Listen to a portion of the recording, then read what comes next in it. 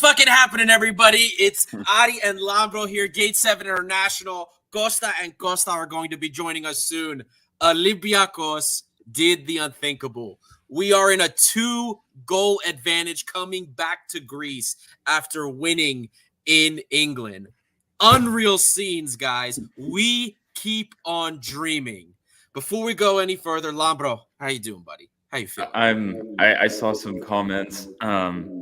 First and foremost, I think I'm just a bit emotional today. Actually, like it was just an incredible night. It's just such an incredible night. It's stuff of dreams, like that you dream this club can do. But like, I don't know. I'm a bit emotional, to be honest. Like, I may tear up. Like, it's just Jesus Christ, incredible night. I know we're not through. I know this isn't done. I keep telling myself that, but I'm so proud. So that's it. Costa, see, you're joining at the perfect time. Tell us, man, how you feeling, buddy? Calm. Very calm. I'm very calm. I'm the opposite. Opposite. Very calm. I was more anxious watching the basketball today, to be honest. Honestly. There was something about today's game. I mean, we'll get into it, but I watched it fairly comfortably. It was like, this is good. This is going in the right direction. And, to make a run in Europe, you need a bit of luck. And I think we had that luck today as well. And it's magic. It's one of those things, like, we're going to be, like, depending how this all ends, of course, and maybe we're asking a bit too much. I think it will hit us at the end of the season. And, there's what, four games left, maybe 5. It's in the stars. I said it in the last show. I'm going to say it again. It's in the stars. You did say that. And it really does feel like destiny is calling here. Adonis Chuvalakis, one of our patrons. Thank you so much for the donation. I love you guys. I love Olympiacos. I love everyone. Thank you for what you are doing. Finding your channel has been one of the best things to happen in the last year. Keep it up. Trilos. Thank you, buddy. Thank you so much. From Switzerland too. That's 10 Swiss francs. Olympiacos, Switzerland. I can't say how much it means to have to get messages like that from all of you. And people are flying in here. We're not even 3 minutes in. There's already 250 people joining in to talk. The good times, the good feelings. It's contagious. Everybody loves it. I don't guys, I don't know what to say. I have been saying from the beginning, since the win against Ferencvaros and Maccabi Tel Aviv, even to when we started to get actually competitive and look like we were competing for the title, that I thought we were playing with house money. Whatever happened, I'm still happy because this team finally turned a corner. They're showing passion. They're playing well, and I don't know. I can't be happier. Also, can we talk about the size of Mendilibar's watermelon fucking balls? Like, are you serious? This dude said, I'm not changing shit. I'm going into England and I'm playing the exact same fucking way. Full court press. Watermelon balls. Not melon balls anymore. They're the size of watermelons. We need a wheelbarrow to carry these things around. Unbelievable. Unbelievable. Did you expect Iborra to start today? We talked about it. Remember that would really be, it was that change and the Richards change were really the only things we expected could happen. And Iborra was the change that happened. So Iborra was class today. It's like, Jesus Christ, that midfield was calling for him. He played 90 minutes, man. He's 36 years old. He's calm. He's been here before. Just, I think his introduction was crazy important for the team. I'll live by that. And Richards as well came on and was fantastic in that second half. Can we say that? Well, just great. Just great. Incredible. This guy too.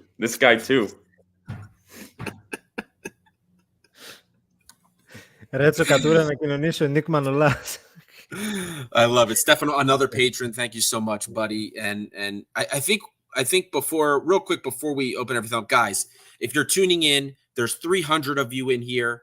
Don't forget to like and subscribe. I think I saw, last I checked, it was like 10 likes for 300 people. I might be wrong. My thing might just not have updated. But come on, guys. Hit that like button real quick. It takes about 2 seconds. Sorry, there's 39 likes. 39 likes and over 300 people in here. Come on. Get that like. The more engagements we get, it helps us grow the community and find more red and white fans. It takes 2 seconds. Just do it. If you're on X, if you're listening to us on X or Twitter right now, there's about 200 of you that are on X right now. Consider coming to YouTube, ring the bell, like and subscribe. You can interact a little bit better inside YouTube. So consider coming over and making that switch and like and subscribe over here. You can also check out Patreon, everyone. You can join the insane Patreon chat today, or the Patreon chat where we make fun of each other. Especially Lambro and his sweet cream that he puts in his decaffeinated French press coffee. So we do a lot of that. There's a whole lot of fun stuff that goes on in the WhatsApp chat. There's also extra content you can get. Check it out on patreon.com/Gate7International and join us there. So let's get back to Retsos here. Can we stop? He completely changed the team. Like, I think Ollie Watkins fouled Retsos and was going at him, and fucking Ibora came up. Wow, huge donation. So cut off. Ari, go ahead and read this one. Kostas Koryas, cheers to the best sports show in the world. We stay calm, one game at a time. The club has written history beyond our wildest hopes this year. Costa, thank you so much for the donation. Wow, man, thank you. It's incredible. It really means, guys, I can't, it's hard to put into words like what this kind of donation means, because he could have taken that and bought merch with it. You know what I mean? And we wouldn't have seen. Isn't he a tier like a tier merch? That's patron? He is. He's a merch tier patron too. Guys, thank you so much. I can't even keep up with chat right now. It's unbelievable. Guys, this is unbelievable. Like all the donations, like, okay, from a financial point of view, everything that we receive goes back into making this show better, buying better software, buying equipment so that we can go to games, use microphones. I mean, we probably never imagined we would get that far, but that's the kind of thing, like, when you support the channel, we invest in making this a better experience for you. None of it goes into our pocket. None of this is about us making money. And it means the world, like, from a like a human point of view, there are so many of you here right now enjoying this this celebration together, this victory. It means the world. It means the world to us, and keep it up. Keep it up. Thank you so much. I got some things to say about the game, like, broadly speaking. Go for it. Okay. I broke it down into 3 things, basically. I think number one reason for the victory out of the 3 is the way we set up. So we were having this big discussion the whole week now leading up to the game. Would we go into it with a attacking lineup? Like, and what did that attacking lineup mean? We heard Mendilibar say yesterday that we wouldn't compromise the way that we play. We would keep the same style, and that if we were to change our style of play, then that we would embarrass ourselves. And, you know, some people interpreted that as, oh, we're going to go in with Jovetic like we did in the second game with Fenerbahce, and that would possibly leave us exposed in midfield. And, you know, this whole discussion that we were having. But I think the lineup today, how he set the team up with Ibora, that 3-man midfield, for me, it was perfect. It was the best thing that he could choose. And then the actual setup on the field, because you saw a 4-3-3 where Ibora's the holding man and Chiquinho and Eze are kind of playing pivots in the middle of the park. But I think it was really important, the 3-man block that we had at the top of the field. You had El Kaabi in the center, Chiquinho on the left, and Fortunis pressing, but not really like high press, but just being a nuisance. And I think even that small fact, having Chiquinho out on the left and not Pedence, that was so important, because it meant Pedence was further back blocking Cash coming down that right wing and having a man extra when facing Bailey down that wing. So I think that, for me, is number 2. One of the things that kind of set us up for the victory. And of course, the third is just our ruthlessness in terms of efficiency. It's 5 shots on target and 4 goals today. who were absolutely ruthless. And for good measure, bonus, the luck. We had the luck. We go 2-0 up. We score early. That offside, it's like, it's not even inches, it's millimeters. It's millimeters, and it went our way.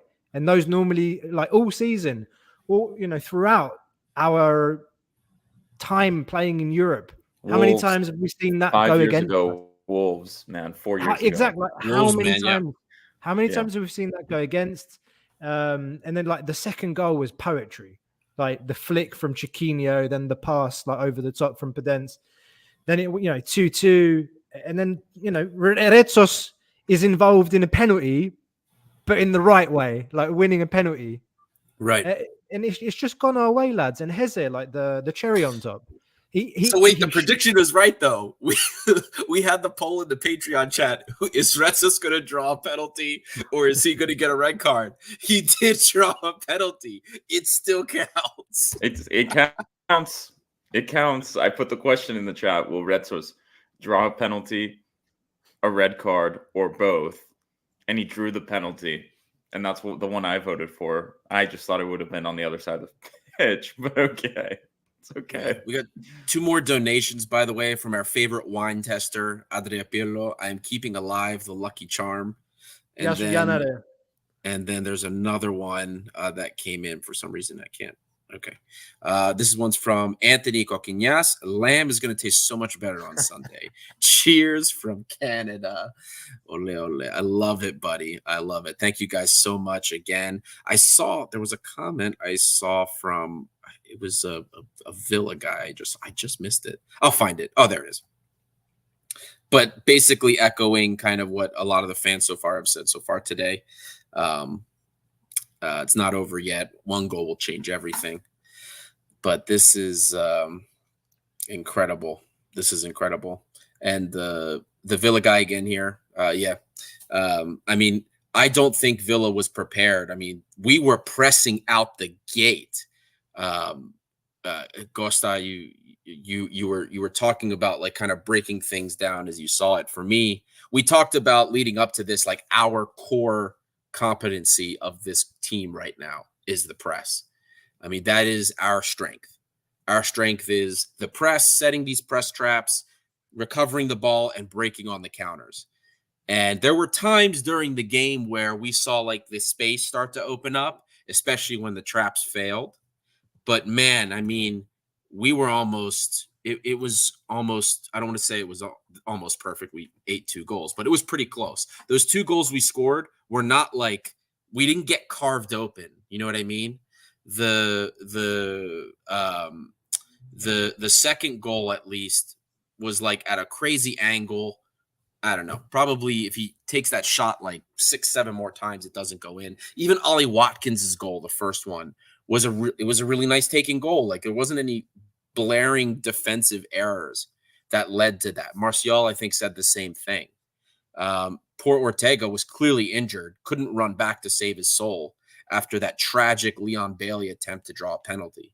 But I think everybody played. I mean, people played quite well today, and we didn't have huge gaps. Iborra was a huge factor in that, keeping a condensed midfield. And this press, guys, like I can't state enough how important this press is. This is our strength, not our build-up, which actually was pretty good today, all things considered. But this is our strength, is the press.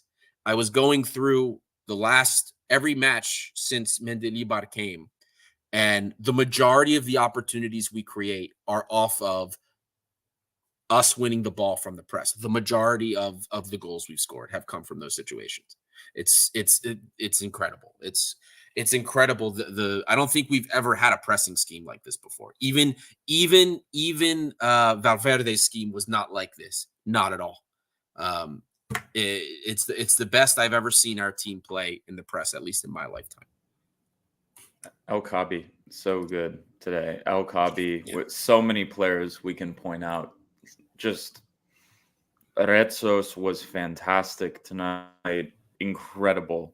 It has to be said, I've shit on him so much this season, and he gave away 2 or 3 straight penalties in European matches. But Jesus Christ, he was brilliant tonight.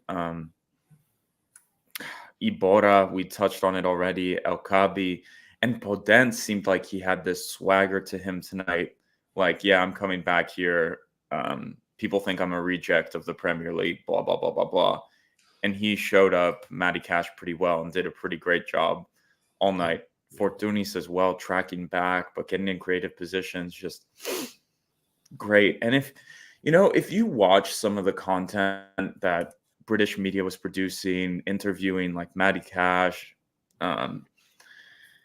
the manager, Unai Emery and stuff, it felt kind of like they're like, okay, we've secured essentially top 4. We're like going to the Champions League and we're one step into the final. We beat Lille, which is the best team left in the competition. And you just felt like they kind of looked over us, I think. Dude, they never mentioned the name of our club once. They never, in the press conference, they didn't ask you, like, what do you know about Mendilibar? What do you know about Olympiacos? The English fans, or the English media did not ask any questions about Olympiacos. And it was just, you were reading, like, Matty Cash didn't say, oh, Olympiacos is a good team. Like, in their interview, they're like, we're buzzing. We're a step away from the final. We're going to clinch Champions League, blah, blah, blah. And you look at it and almost it was like they were shell-shocked in the first 30 minutes themselves. It's almost as if they didn't prep for this game, which also worries me for the second leg. Now that they're going to be like, oh shit, we need to study this press a bit more, because I think Ollie Watkins showed up, but Douglas Luiz and McGinn, our midfield outworked them. Douglas Luiz, isn't he like a 45 million euro player? What was that penalty? I don't even have words for that guy. Like, do they rate him over there? Like, is he considered very good? And McGinn, yeah, but Rodinei iced that though. Rodinei iced that. I know, but McGinn as well is considered very good, like the captain of the team.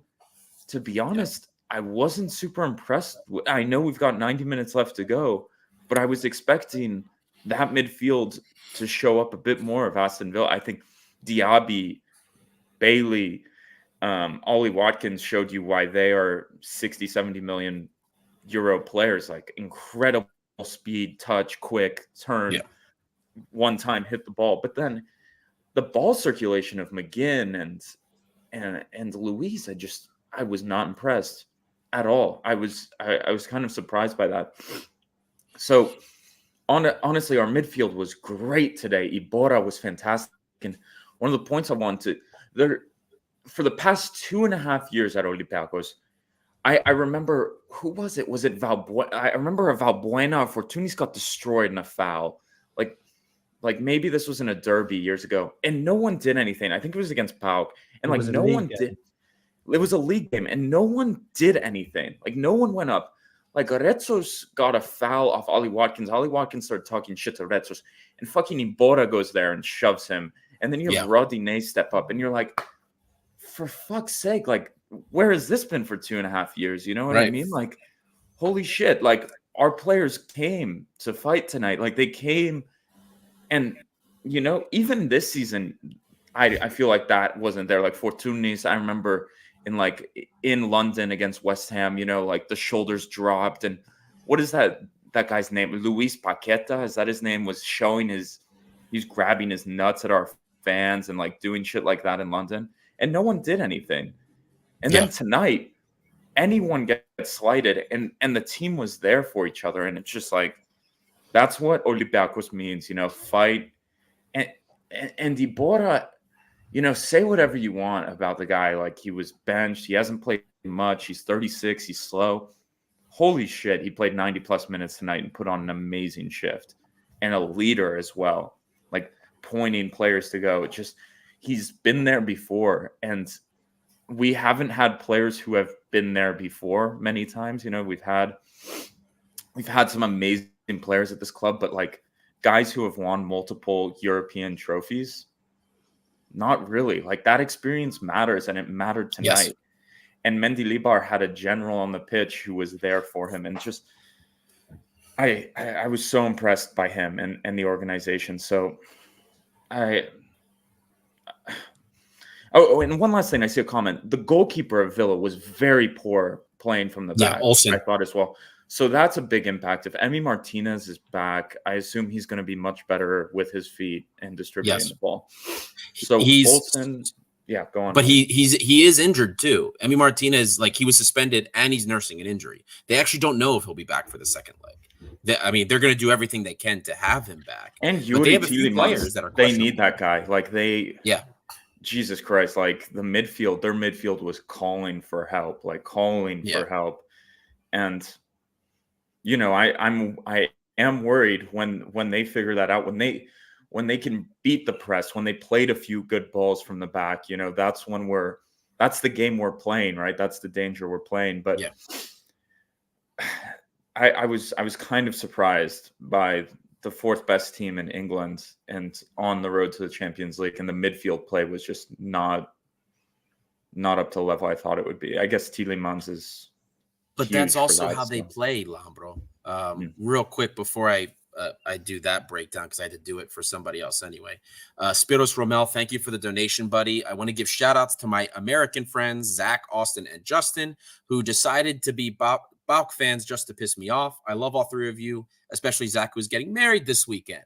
Well, congratulations to your friend who's getting married. Sorry that they're Bauk fans. They made the wrong choice. Anyway, but Lambro, you were talking about Iborra. One of the huge things Iborra did, Aston Villa, they have two main sources of attack, right? They have they're a very direct team, very low match tempo, like we talked about in our pre-match analysis post that we were doing. A lot of balls up the wing, carrying them up the wing, working up the wing, but through the middle, they only work the ball so that they can draw the midfield in and send Ollie Watkins a long ball. Iborra, in a lot of these cases, was not moving that far up. He was staying deeper off the ball to stop the long ball. Ollie Watkins was smothered for so much of this match. And there was a lot of movement by Iborra that had so much to do with that. Iborra he position-wise anchored almost perfectly today. I got messages from different journalists today asking me the most hilarious questions. Where's Chiquinho supposed to be playing? What's Santiago José's position? Whole field? They couldn't make sense of the system because, you know, they haven't seen it for 2 months like we have.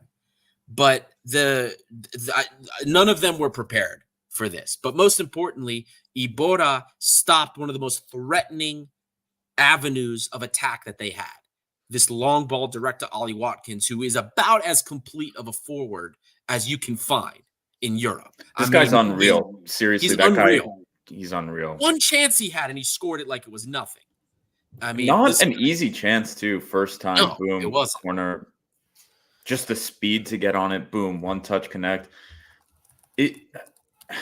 Just the level of some of those players. Diaby as well, freaking Bailey. You know, like these are very talented players, and I want to give a shout out to someone who we haven't mentioned yet, sort of.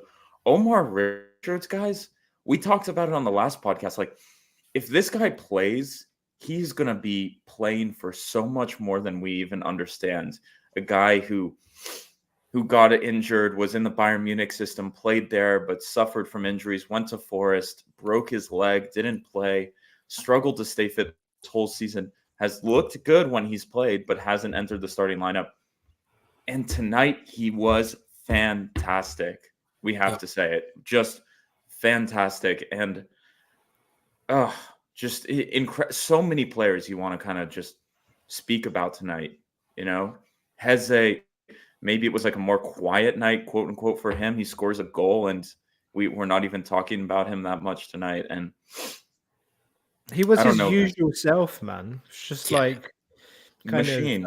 Yeah, I mean, there were a couple of moments like in the game where you just see more than just the running and the on the pitch, like his ability to kind of shield the ball and like be strong in the challenge. And like McGinn's a strong player, man. What was the other one's name? Morgan Rogers. Like he's 6'3", 21, strong, and like he was out muscling these players and like, you know, throwing forward 20-30 yard balls to unleash a counter attack. And you know, one of the things that we said, I think a few weeks ago, was with our situation with players out of contract, loans, etc., like the amount of players that other clubs are looking at. I mean, today El Kaabi, man, hat-trick in a semi-final against the Premier League side that's fourth, and we don't really know if he has a +1 and whether that's being activated or whether he's 1 year contract. I mean, with El Arabi leaving at the end of the season on a 2 million a year contract, if you're El Kaabi right now, you're going into a negotiation laughing like, yeah, give me Youssef's contract, basically. And I think it's the first time in the history of Olympiacos that a foreign player scores 30 goals. Just and give this him is the the player fucking that money, we've man. been constantly frustrated with too. It's I've incredible. Not been frustrated. I've not been frustrated. I'm the only one in the chat. Like, I know people shit on him all the time, but like, the guy scores goals, man. He scores. How many goals he scored in Europe this year? Like fucking over 10? More than 10. Are you kidding me? And we're like saying, oh, he misses chances. Like, but the goal that he scores, shut up. The goal that he scores, the first one, I think it's the first time I've seen him score a goal like that this season. Yeah. Literally, he usually misses those. Yeah, you're right, Labrador. It's like you can't complain about a goal scorer that scored 30 goals this season for you. Like Youssef didn't do that in his prime. No, for us. Nope. Yes, it needs to be said. It needs to be said. And here, Mathieu Valbuena in his like goddamn prime at Olympiacos, giving him assists on a platter.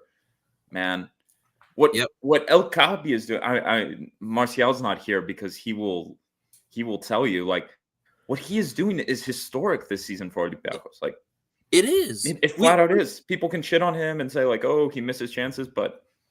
Well, and there are big chances he missed, but I did that huge data write-up about El Kaabi, and by the numbers, he is the best finisher that the club has seen in terms of goal conversion, in terms of opportunities per touch in the 90, in terms of shot conversion. He's the best. Now, does he have other abilities and build-up? No, we're not talking about that.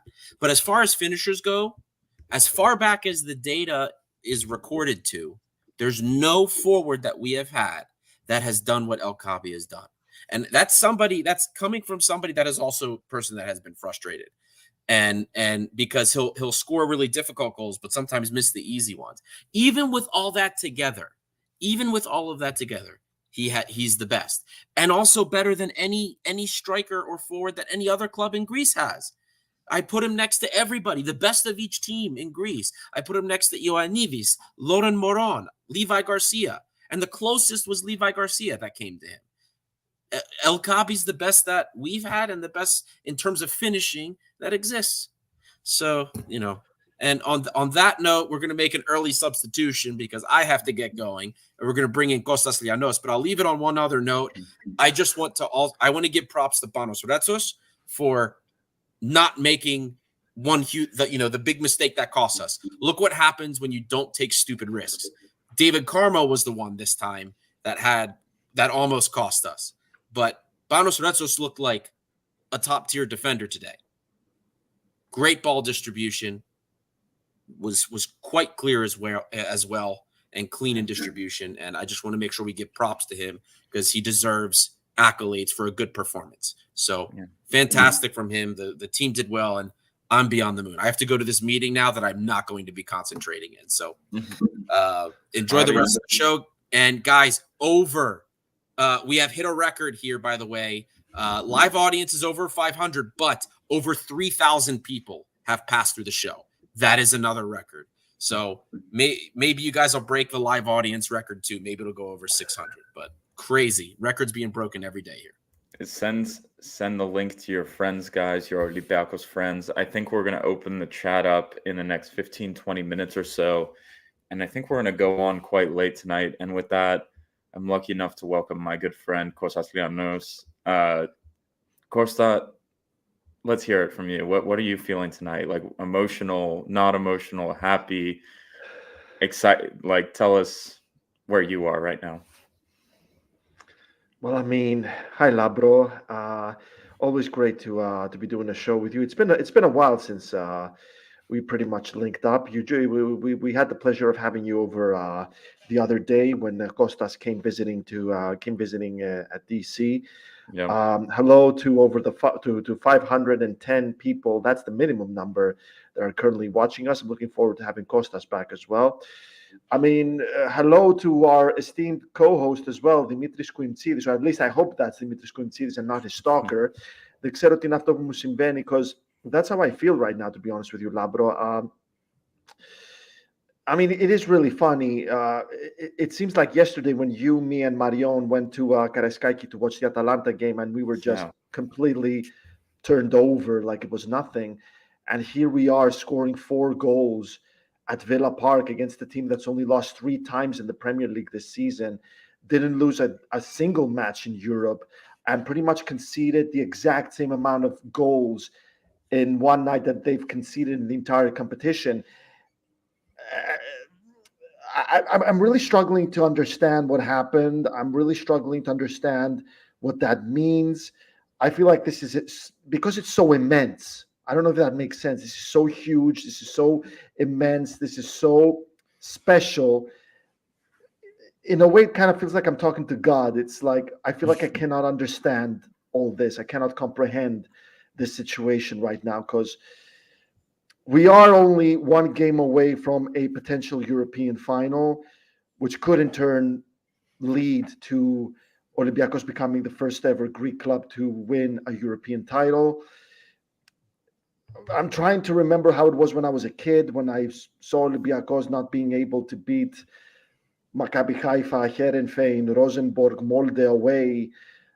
And now all of a sudden, we beat the 4th best team in England. Like I just said, guys, those guys only lost 3 times at Villa Park this season, the Premier League. Actually, total. And here's Olympiacos coming in and doing what they did to West Ham when they ended their 17-match undefeated streak in Europe. I want to make something clear. The job is not done. Currently having a bit of a debate with Nick Hemphill on Twitter. The job is not done at all. Villa are no way out of this. If anything, like I still remember Panathinaikos with that big victory at Amsterdam over Ajax, that 1-0 victory with that Vazeja goal, and then losing 3-0 at Oaxaca in the second leg of the Champions League semi-final. But like my good friend Sam Street said, tonight's performance is the standard for the second leg. If we play even a little worse than how we played in the first leg, that could cost us because Villa are coming for it. Tottenham lost again to Chelsea, which is not a great indication ahead of them facing Liverpool and Man City, who are still fighting for the title. So Villa have a very good reason to believe that top 4 is almost in the bag, or at least it looks like it. They're coming for us at Villa Park. I just want to say, guys, that this has been a crazy season, very turbulent, very difficult. There were times when we lost hope to a fault, when we were saying extreme things in and out of that podcast. And look at us now. Yeah. I cannot promise I cannot promise you that bad days are a thing of the past. But let's be a little more calm next time. Let's be a little stronger next time. Because let's not be Greek next time. Let's not be Greek next time. Can I? You know what? Can I say something, Costa? Something that resonated with me. And there's Atalanta fans there. I remember that you mentioned it going to that Atalanta game. Me, you, my girlfriend Marion, and I remember when Kenny Lala fucked up epically and we conceded the goal, and like the despair in the stadium, and just seeing Kenny Lala completely collapse face first in the pitch and like sitting there for like 3 minutes just laying face down, and no one came and picked him up, and just like the despair you felt and people were still on the Pedro Martins bandwagon, quote unquote, and he won the title in the end that season. But like, you felt like that, even before that, you felt like, oh my God, this club is so heartless, like there was no one. It was just brutal. That night was so brutal. Like we got destroyed. And it was just night and day. Even this season, guys, like we ate it versus Freiburg, 5 or 6 goals in like a frozen, rainy, slushy Germany. It's just, there's so many things that went wrong this this season. I was there versus Genk, at the start of the season, and I may have concussed myself, but I do remember it pretty well. Just like the emotion there, that like we did it, we're building something here, and then for it all to fall down like a house of cards after losing against Volos and thinking, fuck, we're back in it again, going out in the cup against Panathinaikos, and just all it takes is one manager sometimes, and a decent group of players, and your fortunes can change so quick in football. Like it's incredible. And I was texting with Martial, and it was like, if Mendy Libar takes Olympiacos to the final, like he almost surpassed like Martins in what he has done, Of course, He has man. surpassed everyone. He surpassed everyone, Mendy which is Libar. crazy, because Martins, we were saying here, was the best coach Olympiacos, may be one of the best coaches in Olympiacos history, blah, blah, He blah, for is. years. Martins is. He's on the Mount Rushmore, as we say in the US. And this guy, Mendilibar, showed up with a broken team, with fans with distrust of management, anger, massive anger against management, anger against the players. This player's finished, fuck this player, blah, blah, blah. And get rid of Marinakis as well. Yes. People calling for Marinakis to leave the club as well. And the whole vibe has changed. Like, it's so crazy. And I'm with you again. None of this is over. We lived that with Maccabi Tel Aviv, and it was a bigger lead. We lived that. Ollie Watkins can score a goal from nothing, but I just want to, I want to live tonight a bit. Olympiacos went to a top 4 team in England and beat them at their own ground 4-2. In the same year that Carlos Carvajal couldn't score a goal against Fatih Terim's Panathinaikos. It's crazy. Meanwhile, fans are expected at the airport at 7:00 in the morning to greet the team. And one thing, we have a week of rest. Celebrate tonight, be proud of tonight. And Villa play on the weekend. Villa plays on the weekend. They're supposed to like reset and go again for the Premier League. Like, we need to rest. We need to be on it. We need to be watching film. We need to, the fans will be there and ready. So, players need to. Something too. I learned the other day. I was reading about the new Crystal Palace manager, Oliver Glasner, and what he does is he has this system where he did it with Eintracht Frankfurt as well. He has this system at training where he starts really strongly on let's say his team has to play on a Sunday. He starts with really, really high tempo come Monday, so that by Wednesday his team is match fit. So what I'm trying to say is that there's 2 schools of thought in what you just said, Labro. Like, we have that rest ahead of us, whereas Villa will have to play. But then again, there's the other school that says that if you keep playing, that's how you remain fit. That's how you remain focused. That's how you maintain your momentum. Whereas if you don't play, you lose all that, and if anything, you're rusty by the time that happens. I disagree, man. I think it's a week. Like, I would agree with you most of the time. This is an older team with historic, like Fortunis on 2 surgically repaired knees, Ibora's 36. You know what I mean? Ortega went down with an injury. El Kaabi is 30, I want to say. Retsos has injury problems. Like, this week of rest is huge for the players to reset and go again. They just have to focus on this. The league is like not even in the periphery. We've shown the road. Like, we understand what the standard needs to be to get this done. And I think that's important that, Mendy Libar is going to be instituting, and they know this isn't done because this team has lived the comeback. This team has lived Maccabi. They're going to be the last ones to say, okay, this is done. We just got to, hold on for 2 goals. This is the team that came back from 3 goals down in the first half and scored 6 goals against Maccabi Tel Aviv away from home. Like, you could say it for one team, but this team knows that. And Mendy Libar, this is the thing. Mendy Libar is so fucking good at knockout football, guys. Like, I don't know how to describe it. This guy understands how these games are meant to be played. Like, nothing is done. Nothing is over until it's over, and that's the main point. Mendy Libar, with him in our corner, I'll always have belief that we can do something. And can I say, no, go ahead. No.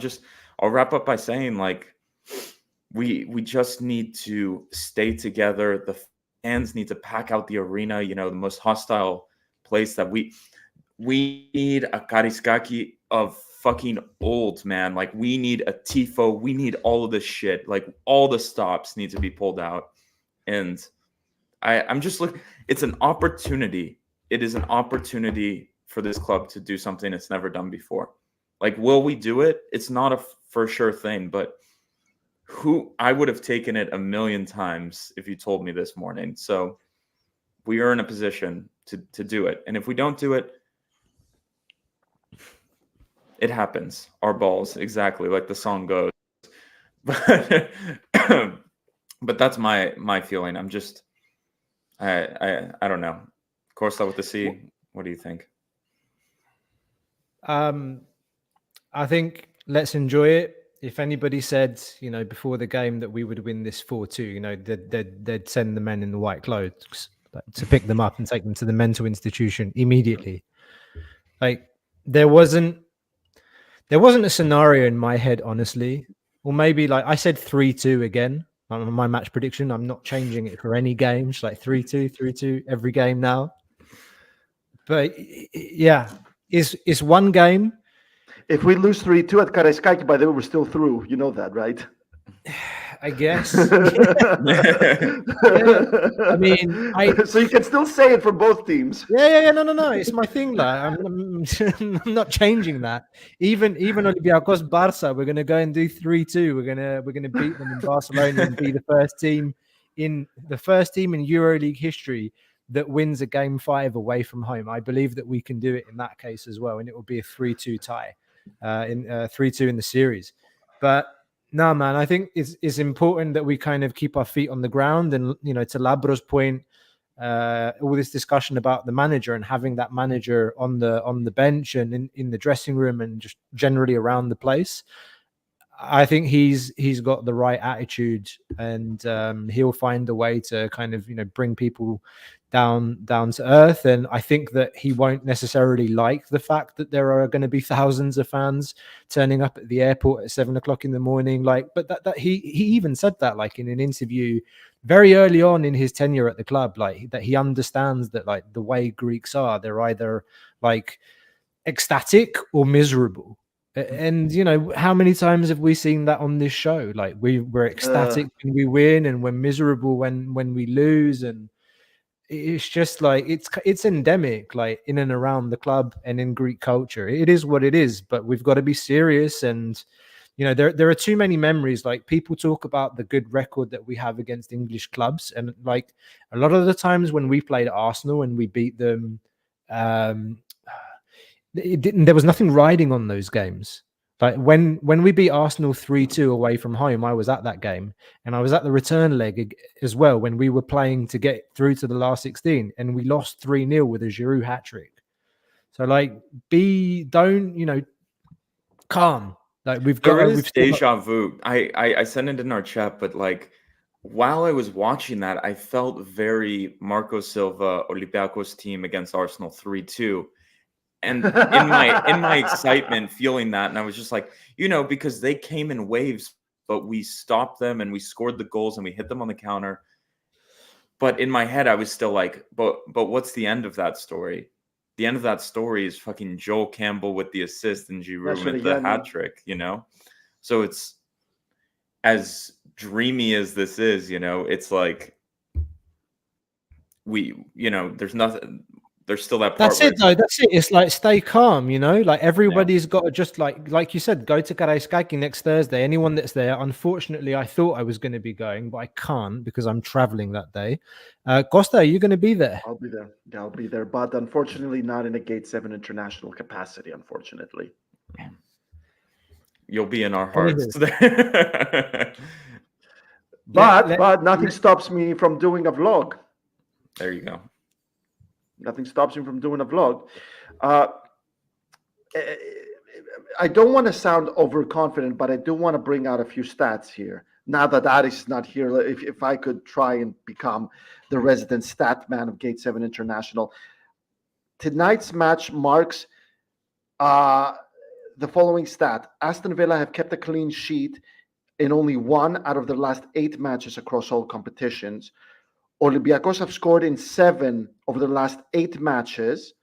When it comes to the conference, Olympiacos have scored in 6 of their last 7 matches. So what I'm trying to say is that if Olympiacos keep up the good work, nothing can really stop them from scoring at Karaiskaki. And if they score at Karaiskaki and, bring it to a 3-goal deficit, I mean, this is going to be a completely different story. I expect Villa to bring all hell, fire, and brimstone at Karaiskaki. I don't think we're the favorites here. I said it. We're not the favorites at Villa, but I do expect us to continue with the press. I do expect José Luis Mendilibar to go with the same madness, quote unquote, of winning the ball and scoring and playing attacking football. And here's a fun fact, guys. When it comes to head-to-head between Mendilibar and Unai Emery, they've played a total of 14 games. Emery has won 7. Mendilibar has won 5. How close is that? And if he beats him at Karaiskaki, that's 6. They know each other. Those two know each other. 2 Basque managers right there. No matter what happens, I'm very proud of this team. I do not really care what happens in the league, even if we finish 4th. I am going to be upset for a little while, but what they did in Greece, there's no coming back. We are a European club, you guys, and we need to keep this up. We don't need Jorge Mendes anymore. We don't need the Nottingham Forest rejects anymore because Olympiacos are a European outfit. If you let Darko Kovacevic and Christian Karebe do some basic stuff in the summer, they can bring quality players. Why? Because they know they're going to play in Europe. They know they're going to be in the knockout stages. Guys, we have made it to the knockout stages in Europe 14 out of our last 16 attempts with Greek owners, with Greek budget. No Abu Dhabi, no Qatar, no Saudi Arabia, no rich countries, no Americans, no Chinese, no Bernie Madoff bullshit assholes. We did this with a Greek budget and a Greek owner. We are a European club. This is different. This is the first day of the rest of our lives, guys. Yeah. What more can you add, Costa? I don't know. It's craziness. I think it's time. Read this. George, my friend, Life of George C on Twitter says, should I go to Holy Thursday church service in my Fortunis kit? Yes. And take a picture with the papa. And tell him monothrilos. Ton Pathon είναι σήμερα. So what's so special about Ton Pathon? Tomorrow is Epitafios, then it's Anastasi, and then Pascha. Go, George. I'm waiting for the picture. No, go. Yeah, go for it, George. But, do it for Epitafios and Anastasi as well, is my opinion. And maybe Pascha if you go to church, my friend. Go do it, man. But just we are in a position to do it. I think that's all. Going into this game, I think all of us were saying, like, let's just be in a position where in the second leg we'd have a chance at doing it. People were saying, like, if we lost by 2 goals, okay, we still have a chance. We lose by a goal, it's okay. Like, we can, if we lose, that was the talk. People were like, let's just not lose by more than 2 goals. That was what people were saying. And now we have a lead. Like, we cannot play with the lead because we cannot approach the game any other way. And I don't think Mendilibar will allow the players to approach the game in any other way. So, yeah. Δεν πέφτει με τίποτα. So That it doesn't. I'm interested to read some of the comments. Did we just break a record? 608 people watching us live. Yes, we have 600. We broke a record. We have more than 600 people here live.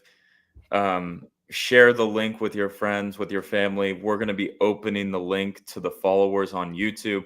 If you're watching on Twitter, you can watch on YouTube and join the conversation as well from Facebook. So we're going to drop the link in the chat on YouTube. You can join the show. Come chat with us. Let us know how you're feeling. You can come sing a song if you like. Do whatever the hell you want. So let me do that right now. And cheers don't to forget you, Dirty Nick. Cheers the to merch. you, Dirty Nick. The merch. You guys need to rock up to the Kariskaki next week with your Gate 7 International merch. There it is. Maybe we can drop the merch link into the chat as well. How about that? Γιατί πίνω εγώ μόνο ρε μαλάκες. Περίμενε.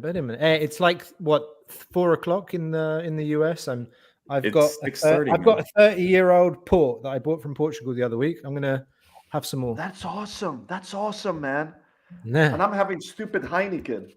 Και πράσινη πίνεις ρε μαλάκα. Πήγαινε πάρε μια Amstel. Τι είναι αυτά? Amstel, όχι ρε, εμένα μου αρέσει Alpha. I like my favorite beer is Erdinger. Το μαλάκα ήρθε εδώ πέρα με πράσινη μπύρα. Κάτσε ρε, η Erdinger δεν σ' αρέσει. Don't you like Erdinger? Also, guys, I just dropped in the chat the links to our merch. So if you like our hat, our Gate 7 International Adidas hats, scarves, shirts, you can buy your own, worldwide shipping at the moment. Buy it while it lasts. There's huge demand. We've got a lot of orders. We're excited. Costa's wearing the athletic Adidas shirt. We have one you can work out in. It's very nice. Adidas workout, Gate 7 International shirt.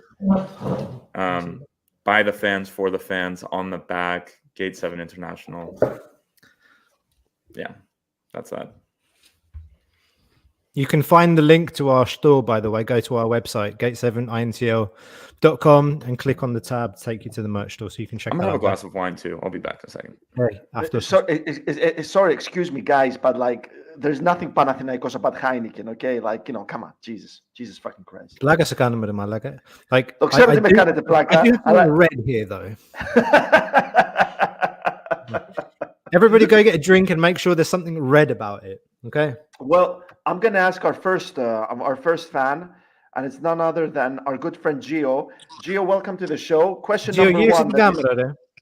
Καλησπέρα, μάγκες. Καλησπέρα, μάγκα μου. Λοιπόν, ερώτηση νούμερο 1. What's your favorite beer? My favorite beer? Whiskey. Your favorite beer is whiskey. You're a Kostas Levogiannis guy. You're a Kostas Levogiannis guy. Welcome to the show, pal. How are you feeling? This question was again after the game with Fenerbahce. But today is the first time in many years that I really got emotional again.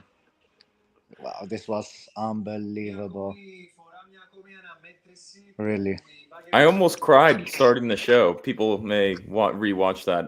Just emotional. I was crying, man. I teared up at the end of the game as well. So. When you speak about it and think about it, it hits you hard. Yeah. Costa, my neighbor from Belgium. Έλα, ρε. You remember what my little girl did the previous time? She made you wear green during the game. Yeah. You know what she did today? You're not gonna believe it. She made you wear. No. I don't know if you can see it. Let's party. Let's party. And let's Pistolero. Pistolero. El Kaabi.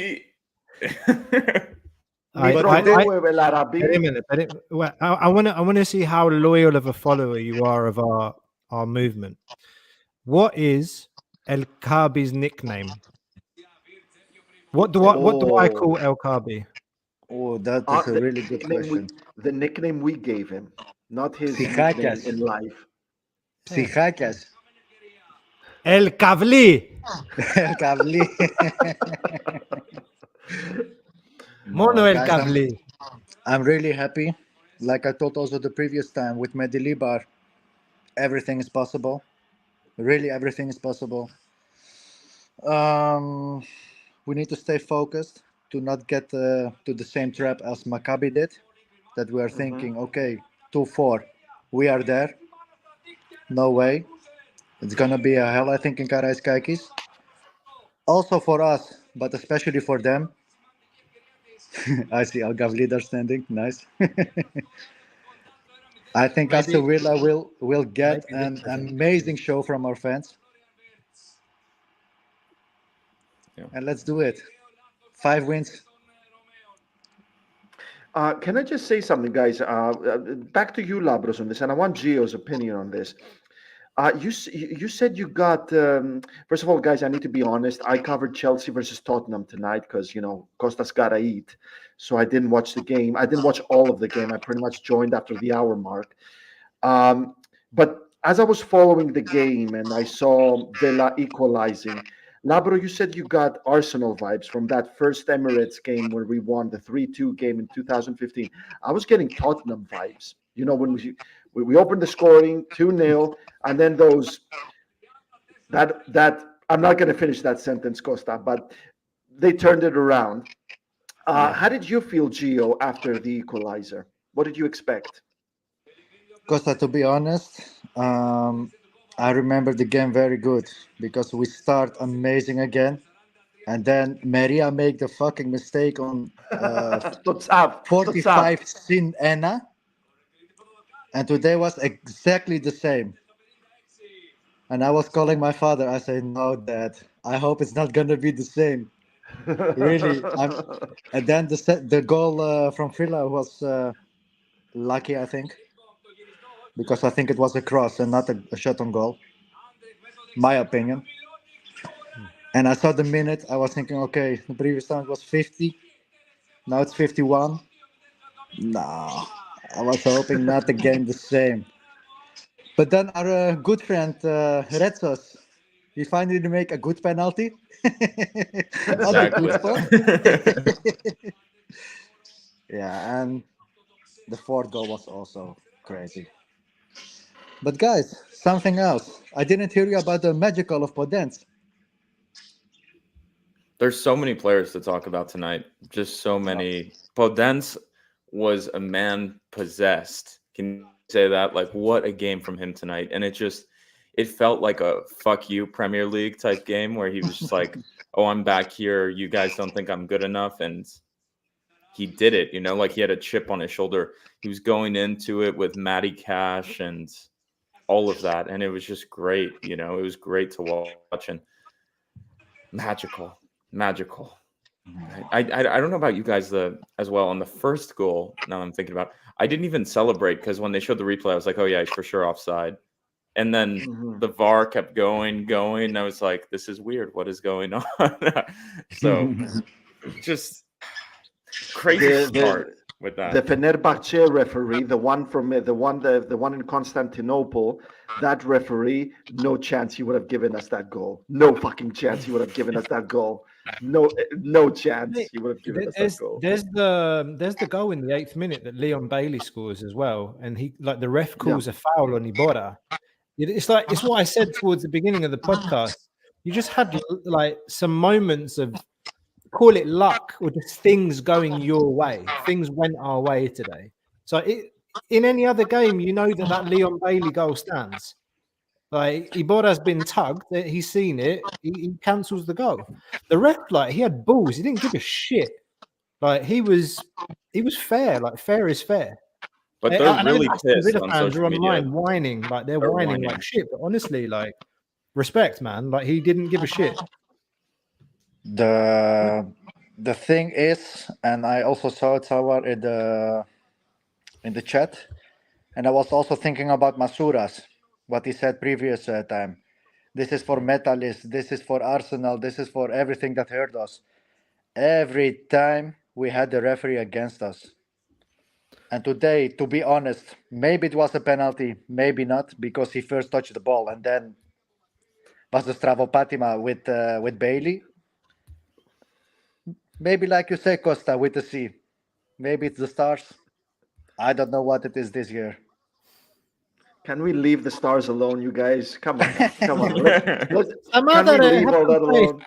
Have some Έχουμε faith. 4 αστέρια, φίλε. 4 stars already. This reminds me. This reminds me of all those people who are crazy about astrology, and it's like, I mean, when they say my personality is based on my zodiac sign, it's like you're telling me I'm the exact same guy who was born in Gaza. You're telling me and the person who was born and bred in Gaza were the same people. Let's leave the stars alone, guys. There's logic in this. There's methods. The moon was lined up, Costa. You don't know. The moon was lined up with the stars, I'm sure. and if I go to Gaza for a year right now, I'm gonna come back the exact same guy. Good old Costas, I bet. Guys, there's logic. There's history in there. There's tradition. You know, like I said, the Olympiacos. Forget about it. They're not a Greek club. Olympiacos are not a Greek club. They henceforth they are officially a European club. Costa, I'm not agreeing with you. If you go to Gaza, you will get everybody there to be Olympiacos. So you will not be the same. Θα τους τρελάνεις όλους. Μάγκες, σας αφήνω. Somebody else can also come to join you. perfect. Φιλιά. Good to see you, man. Good to see you, Gio. We wait for you next week. Whenever you want. I'm always here. After we qualify. Τα λέμε, φιλιά. Like it. Something else? Today with the basketball? Amazing. We showed it tonight. And let's hope in game 5 we will do it the same thing with the same aggression. Because today we were really aggressive. Very important. Very important that you say that. Πάμε και εκεί για το ευρωπαϊκό. Πάμε και με το ποδόσφαιρο για το διπλό. 5 wins to go. And κομπλέ. Καληνύχτα, φιλιά. I love the confidence. I love the confidence. Καληνύχτα, Γιώργο. Always. Πάντα Ολυμπιακάρα. Καληνύχτα, Gio. And we can make history in the basketball as well. I said it earlier. First club. First Costa, club. Can you give us more analysis about the basketball? Because I really feel like basketball is being overlooked in this show a lot of times. What to say? Like we absolutely obliterated Barcelona. It was a tough first quarter. They were getting some buckets, but then we went on like a 15-0 run in the second quarter, and the game ended with a 30+ difference. We were absolutely all over them. Kostas Papanikolaou coming back from injury, the captain hitting 3-pointers, like 3 in a row to kind of kill the game. And just they came out with aggression. Shaq McKissick has had a fantastic game as well. Nikola Milutinov, I think, ended the game with a double-double. And I think before we go to our next guest, I think what Shaq McKissick said at halftime kind of summarizes everything you need to know about the game. And he was asked by the EuroLeague commentator, like, okay, what do you guys need to do to kind of finish the game and win it? And he said, like, we've got plenty of motivation from the last game when they stole it from us, and we're ready to take it back and go and win it in Barcelona as well. So I think that was they had plenty of motivation. You saw them since the beginning of the game; they were ready and they meant business. And the buckets were falling. We were hitting 50% threes tonight. So let's hope we can keep that momentum. And they, Barcelona looked shook. They look really rattled today. And let's see. I think in 2 days now we play them. The only thing that prevents tonight from being absolutely perfect is Panathinaikos not getting knocked out by Kaabi tonight. But anyway, screw them. What matters is what we do. Rollface is my guy. Rollface is my guy. That's how much tonight means for me. Well done, Rollface. Should we go to the next guest? Absolutely. Go on. Bam. You guys got this? Oh, I'll do it. Give it to us. I'm doing it. Hey, welcome, boys. Welcome, Dimitri Kyriazako. How are you, man, I got on the show. I'm a celeb now. welcome. Damn it, well, man. we're not. I have to grab a beer now. You guys are having biritas? I'm gonna have a birita. We're having biritas, but I don't want to disappoint you. But none of us are celebrities, so. You are in our eyes, man. You know what? I'm talking to more and more fans and friends that are here in Toronto, and it's creeping up, man. You guys are the talk, right? For us, Gavri to Exoteriku. So you know what? Keep it up, boys. Keep it up. I don't have a beer, though, unfortunately. I only have my girlfriend's neutral vodka seltzer, so don't judge me, please. But you know who the real celebrity is? Adi, man. This guy gets recognized in Tennessee and Greece. Like, he tells us incredible stories that he was, Nigerian fans of Olympiacos recognized him. Whether these things are real, I try to believe him, but you know what? I'm putting it out there, like a Nigerian guy in Tennessee. I don't know, man. I don't know, but I love it. I love it. Boys, keep up the good work, man. I love to see it. I love to see some recognition outside of just the Greek media too, right? Because obviously there's maybe as many Olympiaki outside of Greece as there are inside, right? Maybe. Well, I mean, the only way we can keep up this good work if we keep having amazing fans like you, Dimitri. Thank you, man. Thank you. Boys, okay, let's talk about the game a little bit, man. Are you in the Danforth? Whereabouts? No. I live downtown Toronto, but I visit the Danforth often. You guys been? I have family in Toronto actually, and I have a lot of friends there. Oh really? Yeah, nice. I'm sure we have mutual friends, man. Next time I'm in Toronto, we can have like a Gate 7 international conference. Yeah, exactly. I'm down. I'm down, man. I'm down. Beautiful, guys. Today was almost. Honestly, I gotta say that I was less nervous today than I was against Fener. Right? I don't know if that has to do with the fact that it was a Turkish team, right? And I just wanted to beat them. I don't know, but man, what a show, man! What a show! It's like you guys said it earlier, man. All these years we're watching Olympiacos, and you're always getting the short end of the stick. Eh? Oh no, Yashulamia. I'm just saying hello to fans. Sorry, Dimitri. Please go on. Please. No. Listen, it's nothing you guys haven't said. It's nothing you guys haven't said. It's just finally a little bit of δικαιοσύνη, man. Δικαιοσύνη λίγο. Right? Έτσι δεν είναι? The football gods owed us something. I think so, man. Anyway, where did you watch the game?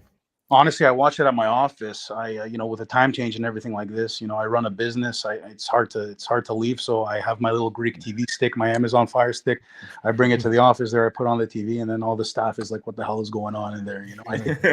I think I might have fractured my hand banging it on the desk on the second goal. Well, Kaabi. Yeah, man. Yeah, it's great. I mean, there's the Olympiacos fan club here too, but I just couldn't make it in time. Yeah. How did you almost fracture your hand after our second? I thought you meant Villa's second goal. No, our second goal, man. I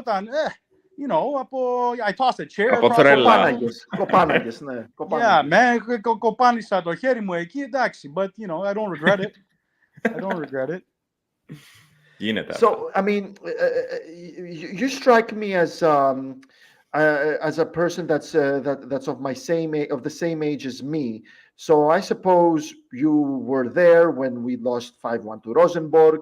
You were there when we lost 3-0 to Maccabi Haifa. You were there when we lost 3-2 to Molde after leading 2-0. You were there in so many heartbreaks. And I mean, like I said, like I cannot. I'm struggling to comprehend tonight. I'm struggling to process tonight. Like I use this metaphor that I don't think my co-hosts really like. Like to me, it's like talking to God. I cannot comprehend what's happening right now. Yeah. So I want to ask you, Dimitri, how do you react to tonight? What is your reaction after this long history of yours as an Olympiacos fan in Europe? Λίγα δάκρυα, right? Same thing with Fenerbahce. Λίγα δάκρυα, enthusiasm, αλλά still keeping the Spartan reserve λιγάκι too, because it's not over yet, right? So trying to cool myself down. But μέσα μου, παιδιά, νομίζω like είμαστε αποφασισμένοι, like δικό μας είναι. Μέσα στην Αθήνα, μέσα στην Αγία Σοφιά, νομίζω είναι αποφασισμένοι. It's just like you guys were saying before on the show. Δεν μας υπολογίζουν για κάποιο λόγο. Οι Άγγλοι, especially, they're a little bit, I hate to say it, a little bit pompous when it comes to the soccer. There's nothing wrong with saying that. Sorry? There's nothing wrong with saying that. I mean, exactly. It's true. At the end of the day, the EPL is the best league in the world. But, you're reading all the pre-game interviews, all this stuff. It's match predictions. It's all Aston Villa. It's like, dude, αυτό το extra τσακ που έχει ο θρύλος, I don't know how to describe it, αλλά δεν μας υπολογίζουν, right? That's good though. That's good. Let them underestimate us at every turn. But it was Yeah. crazy though how there was not one question about us to Unai Emery. Like they didn't even do the research to be like, "Hey, Jose Luis Mendilibar, you've played him quite a few times. Do you want to talk about him?" They didn't even ask that question. That's like the easiest question, you know? Like, "Hey, Olympiacos, what do you think?" They didn't ask it. They're so focused on the Premier League too, man. I mean, this is like a secondary thing for them. But I was satisfied more than anything because I got a group chat with some boys we play some bala with, and there's a bunch of Pogzi this and Vasily and they're Naigzi this, and they're, talking trash. So I mean, I won the group chat battle, which is a big win today as well after basket que por 2-0. So I'm 3 for 3. I'm El Kaabi today.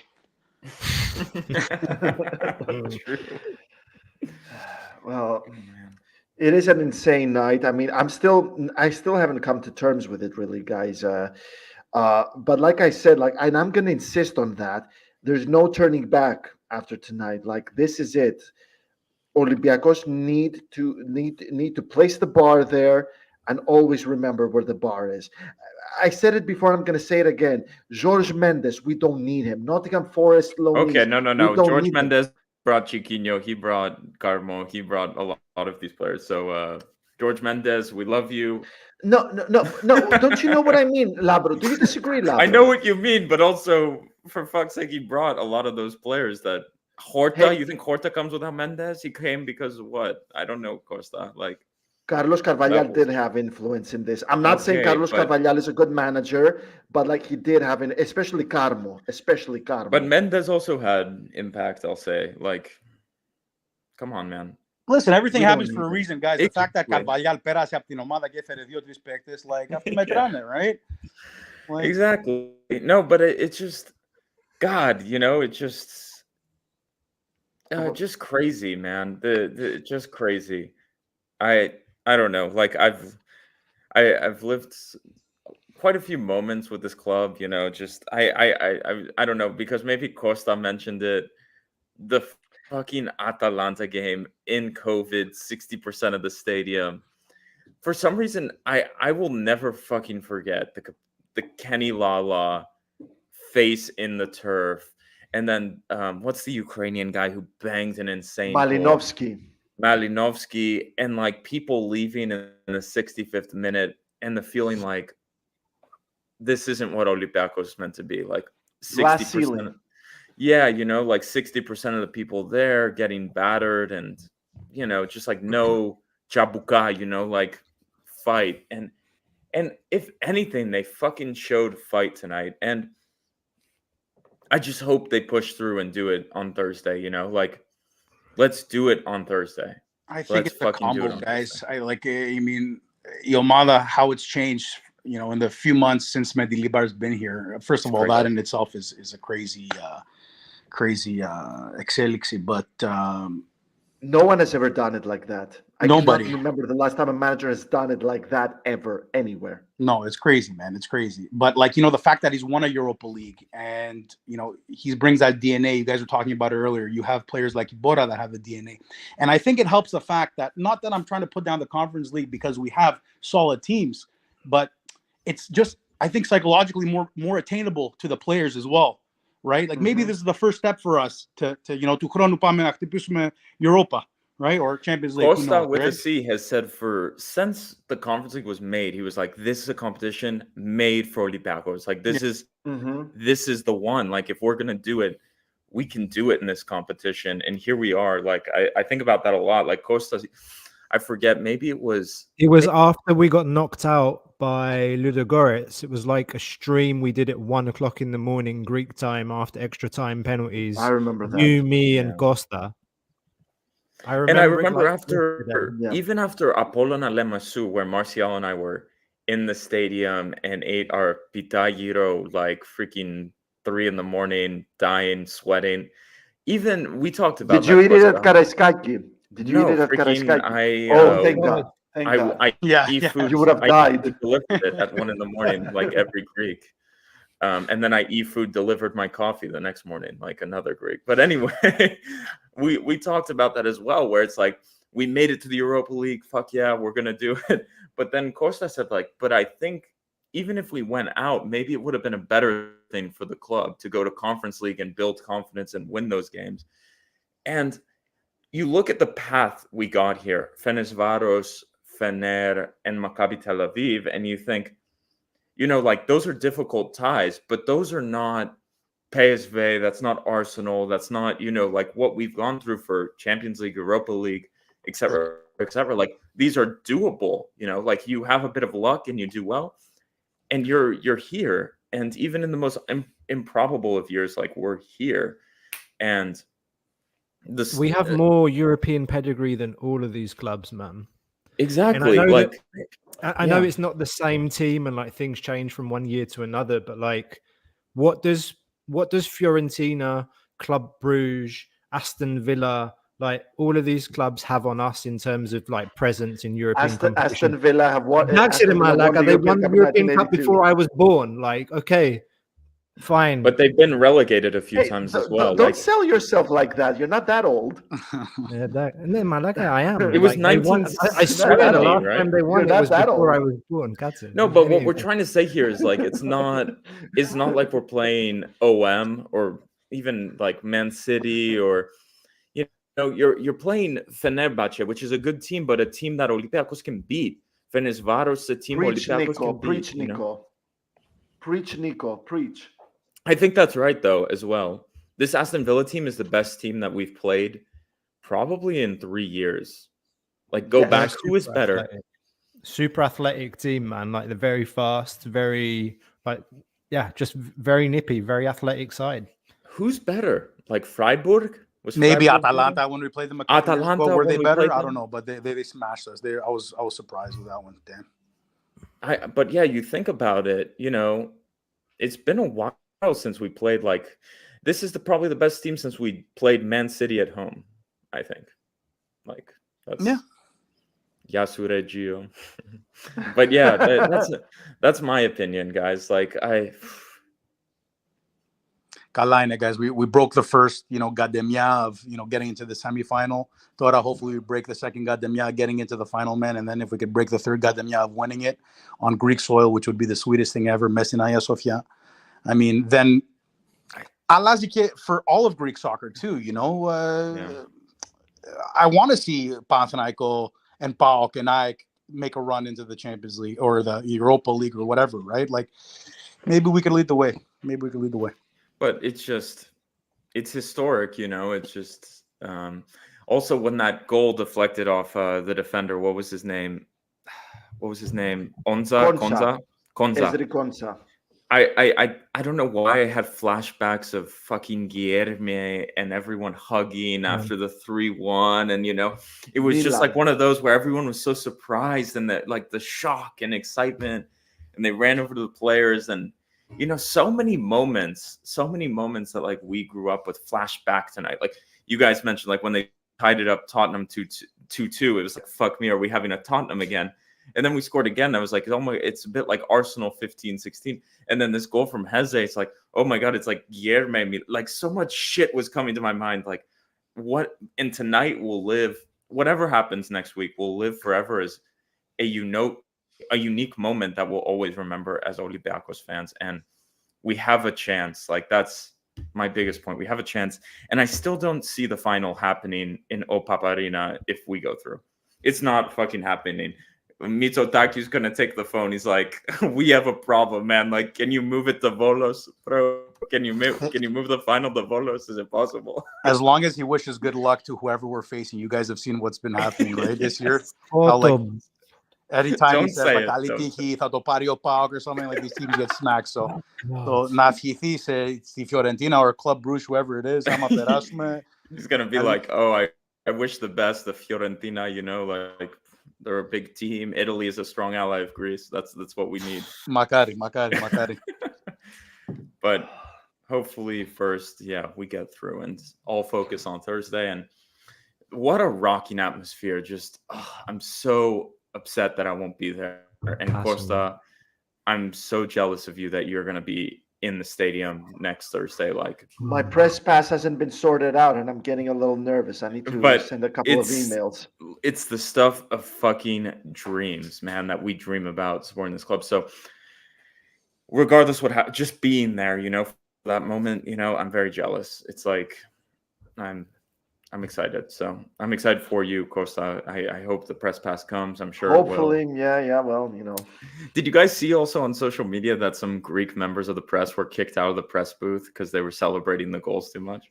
Was that Did you today? see No, I didn't read that, Yeah. but what I do know for a fact is that after El Kaabi's hat trick, the Greek journalist celebrated, passionately. There's no rule about that, by the way, saying, you cannot celebrate in the press booth. Yeah, but the English don't that- celebrate. Like they support the team, but they won't celebrate the goals even if they support the club they're covering, Good- right? Like Costa, that's Well, right. good for them. I don't celebrate either. When I'm Yeah. at the press booth, that is, I don't celebrate. But what happened was English fans were throwing paper planes at them after El Kaabi's hat trick.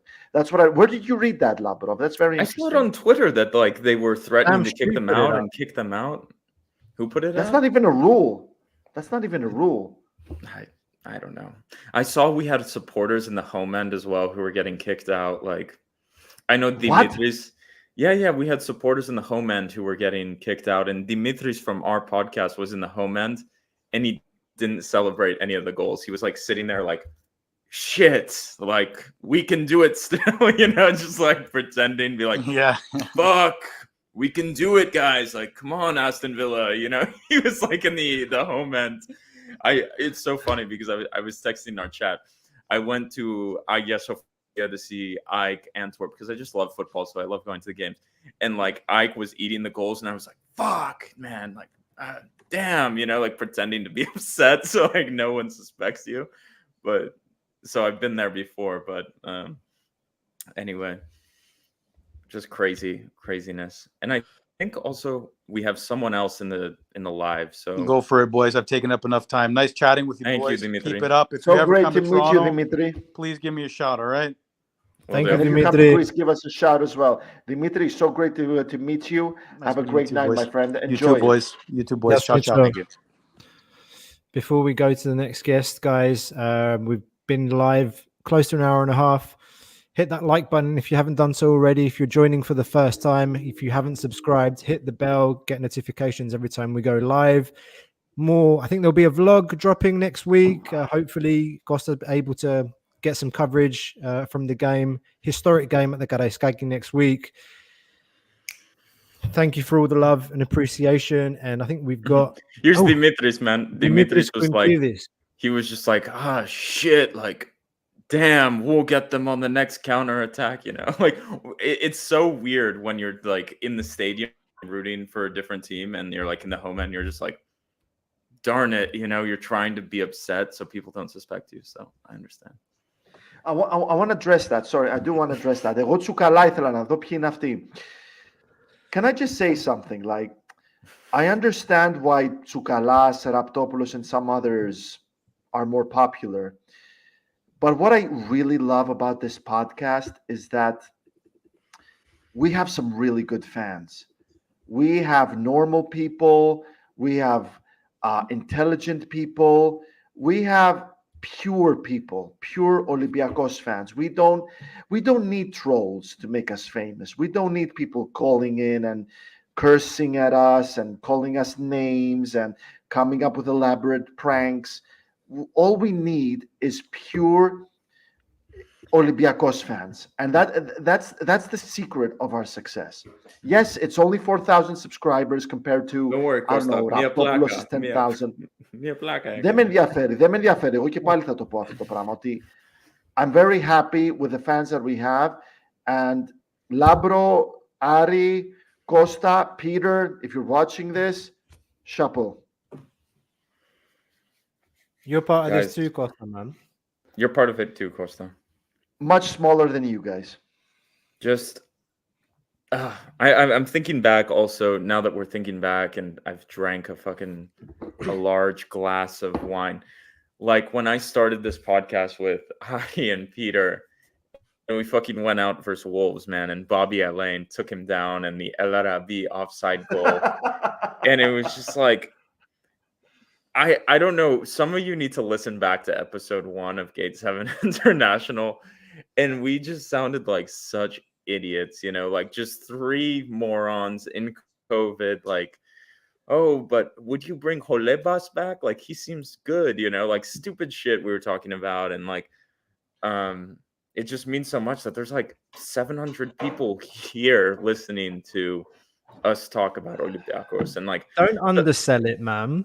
Don't No, but, undersell it. When you guys started it, it didn't exist, and it evolves over time, and it gets better and better and better. For sure. And, we've been here on some of the worst fucking nights as Olympiacos fans. Like, we have not hid, like we could say that, like Costa and I suffered Maccabi Haifa together in my fucking hot apartment, drinking shitty Jupiler beer in Brussels on an July night. Like, we've been here you can look back. Some of our most viewed videos are the nights when opposing fans want to shit on us. But this podcast has just given us so many great moments. So many great people have come into our lives. And I'm just so appreciative of that. And like, have I said stupid shit on the podcast? Probably. But we all have, Labro. We all have. But like, I'm so happy that I've met you guys. I've met the fans. And, I've gotten to games. I've met a lot of players, spoken about football with them. And it's just been an experience, guys. And like, there's been hard moments. Like, we're not going to hide from that. When making content was very difficult, when things were very negative. But these are the moments we live for, so messages like this, even. Yeah, exactly. This means a lot. And we do thank you for your presence, your comment, and we do hope to have you over at the show a lot more often. Exactly. And have I ranted a lot? I've ranted a lot, guys. Like, have I shit on Retsos, who tonight was perfect? I have. But have I? Everyone has a role to play, man. Have I shit on John Kennedy and his shitty head tattoo? Yes, I have. Did I shit on Ramon because he's like? Oh, that was it. Don't execute it. Did I shit on Ramon? I shit on Ramon a little bit, guys. Like, that's what happens. A little bit. Is Ramon even a professional footballer? Anyway, we're not starting. We're not starting. Who cares? Labro, can I ask you a question? Can I ask you a very serious question? How hard is the pressure of being Gate 7 International's megastar for you? Tell us how hard the pressure is. I'm telling you, the only star we have is Aris, who's recognized by everyone. That's all I'm telling you. Ari is like a D-list celebrity, man. Like, this guy, he goes to the airport in Greece and he's like, hey, you're Aris from Gate 7 International. So me, I'm nothing, but Aris is a major celebrity. And just great night. No one can steal tonight from us. Like, no matter what happens on Thursday. And, we'll always have tonight, even if we weren't in the stadium and we weren't there. We've lived through it all. So that's my rant. Tonight. Oh, sorry, but the real fans, like, there's some people like, look at my eyes, DC, who's like, we could play freaking, I don't even know, like Kifisia away, and this guy will come to every single live. And you know what? There's a lot of you guys. Like, there's a lot of you guys who have been here through it all. We've cried together. We've fucking got mad together. And, we're going to keep being here no matter what happens. If Olympiacos loses next week, loses the final, loses the league, goes to 4th place and has no Europe, knock on wood. Gate 7 International's there. We've done a lot. We've done a lot, guys. So just you mentioned fans that have stuck with us since day one, and one of them is John Sabugas, who is actually our next guest. John, can you hear us? And I want to say real quick, Theo asked me which part of the U.S. I'm from. I'm from Hawaii, people, originally. So I'm Gate 7 from Hawaii, baby. And John is from the same neighborhood. Hey guys, how you going? How you doing? All right, John. Kalimera. Thanks for your patience. Kalimera from freezing cold Melbourne, boys. How you going? How is it cold? We're good. How are you, pal? In Melbourne, it is freezing cold today, mate. I've been up since 5 a.m. to watch the boys, and I was saying in the group chat with Dennis, who's also from Melbourne, that we've probably put on about 4 or 5 layers just to stay warm this morning, but it was all worth it in the end. Like, what are we talking in Australia? Are you like us from Hawaii where it's like 20 degrees and it's cold? Or what are we talking about? Today it's I think 15 degrees and chilly winds, but I'm actually a little bit sick, so for me it's extra cold. Okay. But that's what I'm saying. In Hawaii, we're like it's cold as Είσαι 15 άρρωστος με degrees. τον Ολυμπιακό, μου φαίνεται. Always, brother. But I was just I wanted to jump on and just say something before you guys finish up, because Costa mentioned it earlier. I'm 37 this year. I've been watching Olympiacos. I can remember.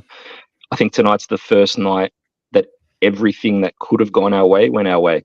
I don't think I've ever seen a match where everything has gone our way. There's always something that comes up at the last minute. You know, in recent times, VAR decisions. I think Lambro mentioned Mari Kamara at Wolves, Rodinei's penalty. Like, there's always something that happens that is like typical Olympiacos. Today, everything went our way. Even the penalty that went against us, they missed it. I'm like, every little thing that could have gone our way today went our way. But for me, the most important thing was we actually have a coach that outmaneuvered the opposition coach. His tactics tonight were perfect. Dude, absolutely perfect. He pressed when he needed to press. He held back when he needed to hold back. Everything was perfect, even down to Iborra starting in the midfield, which for me shores up that midfield ridiculously. You know, you got people saying, "Oh, Mari Kamara this," and Alexandropoulos that. The guy's 36, and he looked so comfortable in that midfield for 90 minutes, just directing traffic. Didn't even need to touch the ball. He was just directing traffic, telling people where to go, who to mark. And I was watching it and just an absolute massive smile on my face, because we missed that. We haven't had that type of player since probably Guilherme was the last one, but before that, probably Pablo Urbaiz, for the older people that remember.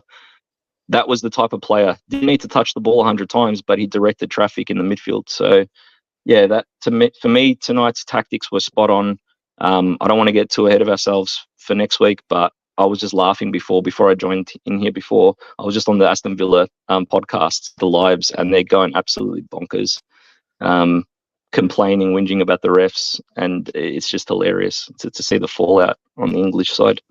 Just think, man, like you pay 80 million euros for multiple how much they pay for Bailey, how much they pay for Diaby, and like you're complaining about fucking Olympiacos. Like, yeah. It's not possible, man. It's not fucking possible for me. I don't get it. Like, the referees don't give a penalty to Bailey. What? Like, what is your perspective but you here? see, he figured Bailey out from the first 2 minutes, though. The first time Bailey went out the right wing, he dived on Ortega, and the ref figured him out straight away. For me, it would probably any other referee gives that penalty. Yeah. But it's just he had balls. He just said, "Nah, stuff here. You've been diving all game. I'm not giving it." And didn't even check. I don't even think he checked VAR. He just didn't give it. Yeah. So it was just it was just one of the weirdest games to watch as an Olympiacos fan, because you're expecting some sort of butsa to come towards the end of the game. You're just expecting it. You're waiting. You're like, when are we going to cop it? And then they get the penalty, and I'm like, surely we can't throw this away. And it's just surprising for me, just for it to go our way for once, and it's really good. I got no words. I think you summarized everything like perfectly, mate. Yeah. Really, really well done. Like I just like can't imagine your club spending 70 million euros on players and being like, oh shit, we didn't get one penalty call. Like, are you fucking serious, man? Like, I just don't understand. Like, Matty Cash they bought for 20 million euros, man. Oh, don't get me started on Matty Cash. But like, you know what I mean? I've been going crazy on him in the WhatsApp all group. the advantages here. Your club is, you have a manager who is considered one of the best in Europe. You have you have Ollie Watkins, who's like pushing to be a starter for the English national team, world-class wingers. And then you're like, oh, like we should have beat Olympiacos because we didn't get a penalty. Like, yeah. And the thing is, he's a world-class manager, right? He is. Yes. But he's very stubborn in his approach. He's very stubborn. And yeah.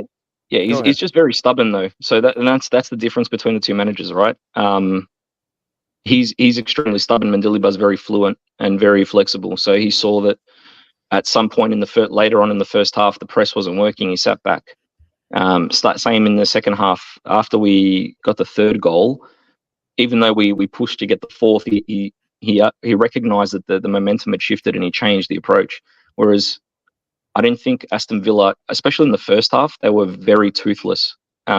Especially coming out of defence, they couldn't penetrate the press. They just couldn't get through the midfield. And for me, I'm looking at their midfield and I'm thinking, without Tielemans in that midfield, like who steps up for them, right? I just hope that he's not playing next week, because I was reading some comments earlier that they're saying he's probably playing. Yeah, I think that was the biggest surprise to me. You have a club that's top 4 in the Premier League, worth millions, and I guess it is down to Tielemans being out, but I was not impressed with Douglas Luiz. Like I thought Arsenal tried to buy him for 50 million euros at the deadline. Maybe this was last Costa with K, you may know. Did they try to buy him at some point? And then McGinn, who's considered very good as well, from what I understand, was their captain. Just not very impressed. Like they may turn it around next week, but I was just very surprised about that. I don't know about it. Who did they try to buy? Douglas Luiz. Arsenal tried to buy him, right, for like a lot of money. Last 2 years. Yeah, they did. And I don't. And they still are. They're still gonna go back. They're gonna go back for him in the summer. But maybe things change and it's one bad game, but I was not impressed with Douglas Luiz. Like, were you guys overly impressed with him? I don't know. Not in tonight's match. Yeah, I was surprised. I don't think he really did much. And to cap it off, he's missed the penalty. It's like, all right, you missed the penalty. That, shit happens. But for him to step up at that point in the game, if that goes in, it changes the whole complexion of the game. Going into next week, it's, if I saw a comment before, somebody saying, do we sit back? Absolutely not. I think if we get the first goal in Greece, it's game over. And going to be on fire, man. Yeah, I can't see how you sit back in that game. They'll probably come out and try and press, but if you can nick a goal in the opening 20 minutes, I think it's pretty much game over. Yeah. It's one of those nights where you want like a goal early from us, and you want the pitch to start looking like this for them, like where they're running up the pitch, where it is so loud. I haven't looked at who Aston Villa has played in the Conference League. I think Lille is probably the best environment they've played. They've played Zrinjski, Legia Warsaw, Alkmaar, Ajax, Lille, and who am I missing? I'm missing someone. But what I'm saying here, have they been to like a fucking rockin' atmosphere, like where just Warsaw. Warsaw, or maybe Ajax, but Ajax maybe. But Ajax have been pretty poor this season, man. Like the atmosphere there is not great this year. It's not good. Who's the manager? John Van Schip. Bravo, Labro. No, that was John. It's John. Oh, Jesus Christ. But that's my main takeaway is, like, if you get one goal and that place starts to rock, like we know it can rock, that's where people, we need like a Kariskaki of old guys. Like, we need insanity in that place. Like, we need a Milan pre-COVID, I'm talking about, we need. I'm pretty sure it's sold out in record time, so I don't think it's going to be an issue. I don't think so either, but like I'm thinking, that game with Barca against Messi, like the place was fucking rocking, against Milan. Just we need that place to be rocking. We score a goal and we don't let them score in the first 30 minutes, and Jesus Christ, I can't even. The noise in that place is going to be insane. It's going to be insane. Whoever scores the first goal is the important phase. If they concede, I don't see how mentally they can come back from that, especially in that atmosphere. Like, I know they're, in inverted commas, a big club, but European pedigree-wise, playing in those types of arenas with that level of hostility, not many clubs can stand up to that. Your Arsenals, your Man Uniteds, your Liverpools, maybe, and Real Madrids and PSGs, whatever, but not Aston Villa. I can't see it. If we get in front early, I think they just capitulate. Yeah. Can I just interject here? So this is what Olympiacos, being a global phenomenon is all about. You've got people like Theo Economou here from Pennsylvania, who's packing his bags and going to Greece for the game. Theo, Man, I wish my wife would let me, mate. you're a little bit farther away. Yeah. A little bit farther away, mate. A little bit farther away. Yeah. I saw somebody before from Adelaide as well. I think it was Jake from Gate 7 Adelaide. It's just another Australian boy. But just before I let you guys go, Lambro stole my thunder. I was going to sort of pin him on the Retsos thing, but he beat me to it. So a couple of weeks ago, there was a lot of hatred towards Retsos, and I put in the WhatsApp chat this morning. I said I expect a segment on a formal apology from Lambro, and it's sort of coming away, but he was, for me, I know the poll said Kaabi, and fair enough, he scored a hat-trick, but Retsos, for me, was perfect. Absolutely perfect tonight. Yeah. He was incredible. Absolutely perfect. And a great guy, a lovely guy. Lovely guy. Well, he's an Olympiacos boy. That's what you want. They're the type of players you want in this team, right? And, you know, you want to start feeding through some of the under-19 players to in that sort of mold. Players that are from Olympiacos, bleed for the club, and give their all. You know, you look at Masura, you look at a couple of others. That interview that he gave last week was just an embodiment of what you want from your players in your club, right? You don't want Brazilians who are 36 that are coming for the money, or like James Rodriguez of the world. You want these type of players who will do anything for the shirt, and that's where I think the club's turn around this year. They've identified that hasn't worked, and they've changed gears, which is good to see. Mm-hmm. Absolutely. Amen. Just. Oh no, go ahead, Costa. No, I just said amen. John, before we let you go, we need to settle this. Is it John Tsabukas or John Tsabukas? John Tsabukas, you got it. But Wait a minute, which one? I didn't get it. The first one, Tsabukas. Tsabukas. Okay, so Yeah. Tsabukas. Gotcha, man. Shout out to Pirgo Ilia. Right, John. And thank you so much. I'll let you guys go. Enjoy the rest of your night. I've got to get to work, but let's speak to you guys, and Pamela Biakara. Thanks, Johnny. Thank you for joining us, John. Before we go to our next guest, Labro, there's something I need to ask you, and you need to address this. If we had Ramon, we would win 0-6. Do you agree, disagree? What's your reaction? I agree. Because of the vibes. I think if we had Robert Kennedy, we would have won 6-0. Is that his name? His name is RFK. His name is RF fucking K, man. Like, the memes wrote themselves. We got robbed of so much meme material with Robert Kennedy failing his medical. So I hope we go back in for the summer. You know, maybe he's like in better shape. I don't know. I honestly believe we can actually target better players this summer. I honestly believe, like, you are young, you are hype, you are talented. Olympiacos, we're a European club. I honestly believe this, guys. I mean, am I wrong? We have the academy boys too. The whole vibe around the club, like last year was a complete disaster. We couldn't even hire a manager as well. If you guys remember, like half of Spain rejected Olympiacos, and you know, the vibes are better. Like, academy kids will come. The biggest thing for me is, like, we need to lock down some of these loan guys. You know, we need to build on it. So that's from my end. So shall we bring on our next esteemed guest? Go ahead. Okay, here is Yorgos. Yorgo, hi there. Can you hear us? Hello, can you guys hear me? We can hear you. Yes, we can. Oh, it's Where are George you from calling London. from? Yes. Is yes, it George from London? Yeah, yes, it is. I've been on the show a couple of times. I wrote for the website as well. But yeah, how are you guys? Well, how are you, man? I mean, we've been at it. We've been at it all night. How are you, man? How do you feel?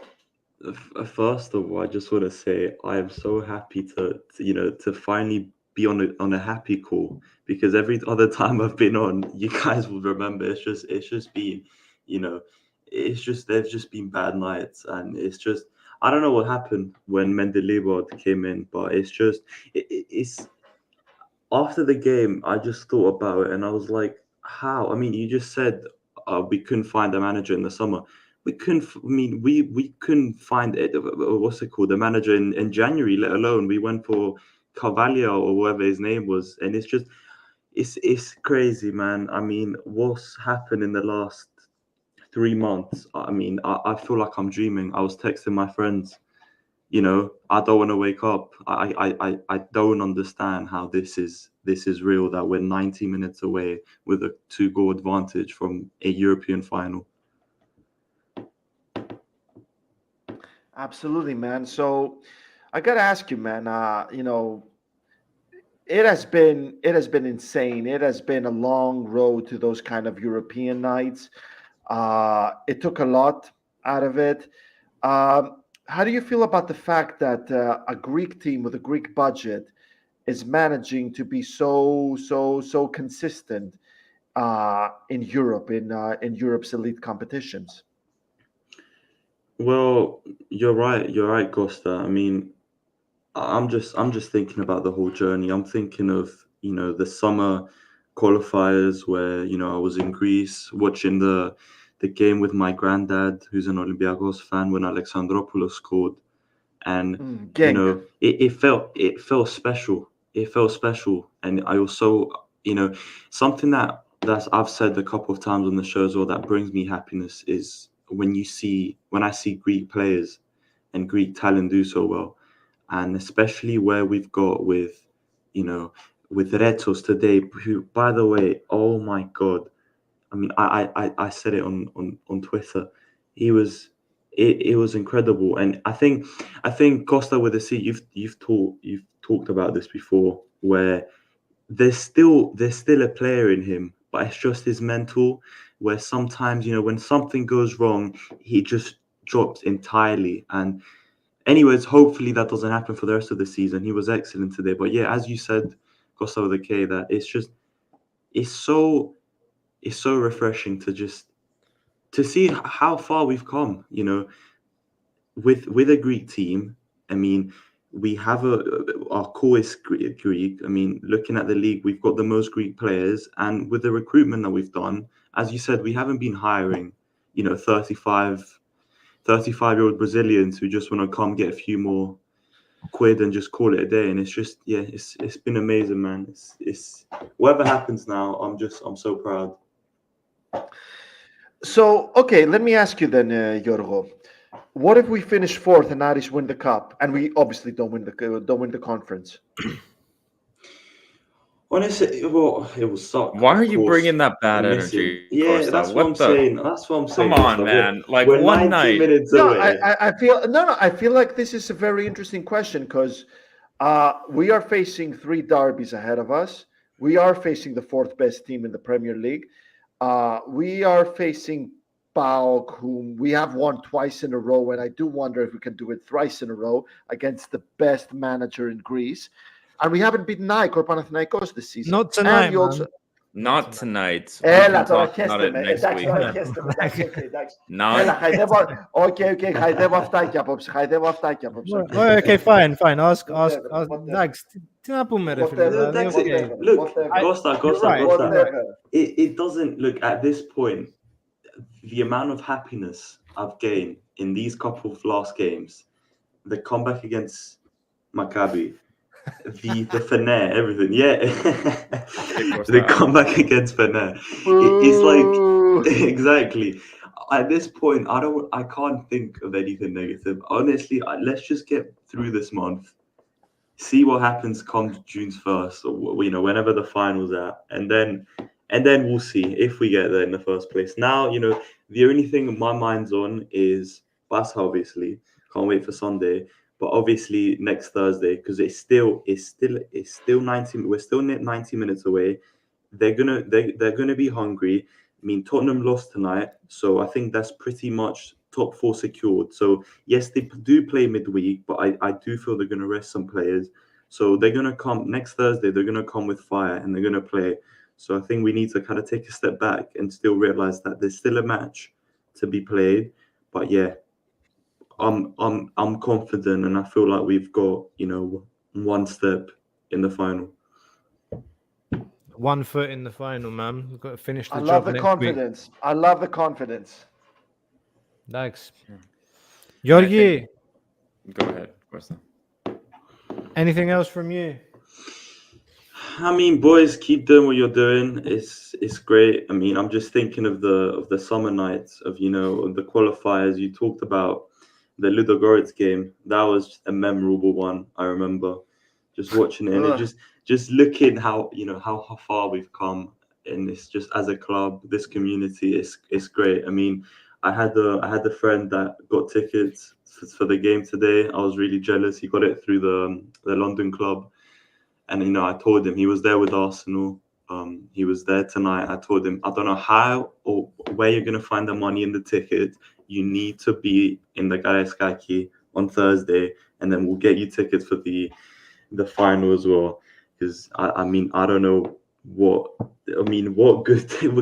good charm he is, but yeah, it's just whatever happens now, like the basketball as well, which was great today, by the way. Hopefully, we play like that in what's it called, Barcelona. And yeah, μέχρι τέλους, boys. Μέχρι τέλους. Μέχρι τέλος, αδερφέ. Μέχρι τέλος. Thank you so much for joining us. Thanks, George. Always a pleasure to Καληνύχτα, have you on the boys. show. Καλό Πάσχα. Καληνύχτα. And yeah, take Καλό care, Πάσχα. boys. All right. I think we're going to take one more, and then at least I'm going to wrap it up because I've got a flight to catch tomorrow, and I did just come back from the US. Where are you going tomorrow? I'm going to Greece tomorrow for Easter. Στην Κρήτη. Yep. Δεν θα έρθεις Αθήνα. Όχι ρε. Άσε μαλάκα, because I'm leaving on the 9th. Like we booked our flights months ago, and I booked to leave the 9th, and I thought it was the 8th, and I would have come back to Brussels on the 8th and then flown back to Greece the day after by myself. I would come back with my wife and the 3 kids, and then the next day I would fly by myself to Greece for the game and then come back. But it so happens that we actually booked our tickets for the 9th, which is the day of the game, which is why I can't come to the game. So I'm a bit... Άμα θες, εγώ εδώ θα σε φιλοξενήσω. Ναι ρε μαλάκα, but when you have kids and if you have 3, you'll know that... Oh my God, here comes a Kostas Lepogiannis parent sermon. Stop what you're doing and listen. Parents' corner. Parents' corner. Anyone has 3 kids, if you think to leave your wife on the plane with 3 kids by herself, it's a pretty good cause for either chopping your balls off or just getting, sleeping on the couch for a good month. So I'd rather avoid that. If we win, then I'm coming to the final. There's nobody bloody stopping me from. I'll be at the final as well. Okay, guys. I'll be in Athens in 2 weeks. Okay, guys, help us out here. We're raising money for Kostas to get the most comfortable couch in the world. Come on, let's do this, guys. Let's help him out. We need Kostas in the second leg of the semi-final at Karaiskaki Stadium next to me. Man, as long as we win, I don't care. Like qualify, win would be great. Qualify for the final and I'm there. But before we go to our last guest, again, last opportunity, just guys, if you haven't hit the like button already, make sure you hit that. It helps us get out to more Olympiacos fans around the world. There have been so many of you that have joined today. I think like close to 100 new subs today, which is incredible. Crazy, like for us, a fantastic occasion. And you just see through the comments the amount of people that are coming in from all around the world, from Southern Africa, from Australia, from Canada, from North America, from Europe, all over the world.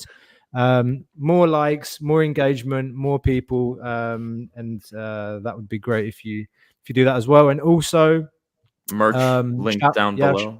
Merch is maybe one more shout out, new patrons that have joined today.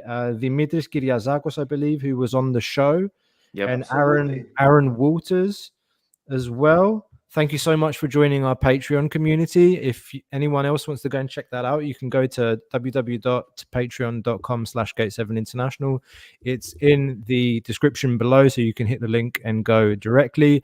And also, like Labro said, he just dropped the link to our merchandise shop, so you can go and have a look, have a browse through there, and get international shipping to wherever you are, North America, Cyprus, Greece. Go and check that out. Anything else? Did I miss something, guys? Bring in our final guest, Costa with the cage. Do you want to do the honors? Which is none other than Bill Asimakidis. Bill, thank you so much for joining the show, man. How are you? Hey, boys. Good morning from Melbourne. 9:30 in the morning, Friday morning. Loving it. I'm not going to work today. Very, very excited, pumped up. Now, boys, a few things. Firstly, I love what you guys are doing, yeah, for the whole diaspora, around the whole world, the new generation of Olympiacos supporters. Not everyone, unfortunately, can speak Greek in this new generation. So what you're doing to unite, it's a way of life, Olympiacos. I'm a bit older than you boys. I've lived the Petrina Coronia from 1987. I've seen the hard times. I broke my TV when we copped the goal from Conte in 1999 against Juventus at Oaxaca. But today is just nothing but pride, boys. Nothing but pride. Next week at Karaiskaki, we are ready. We are ready, boys. And I want nothing more to win in Hagia Sophia later in May. There will be the sweetest feeling of all, to show everyone, for all these years, the other Vasily and that about Olympiacos, about being a joke in Europe, apparently.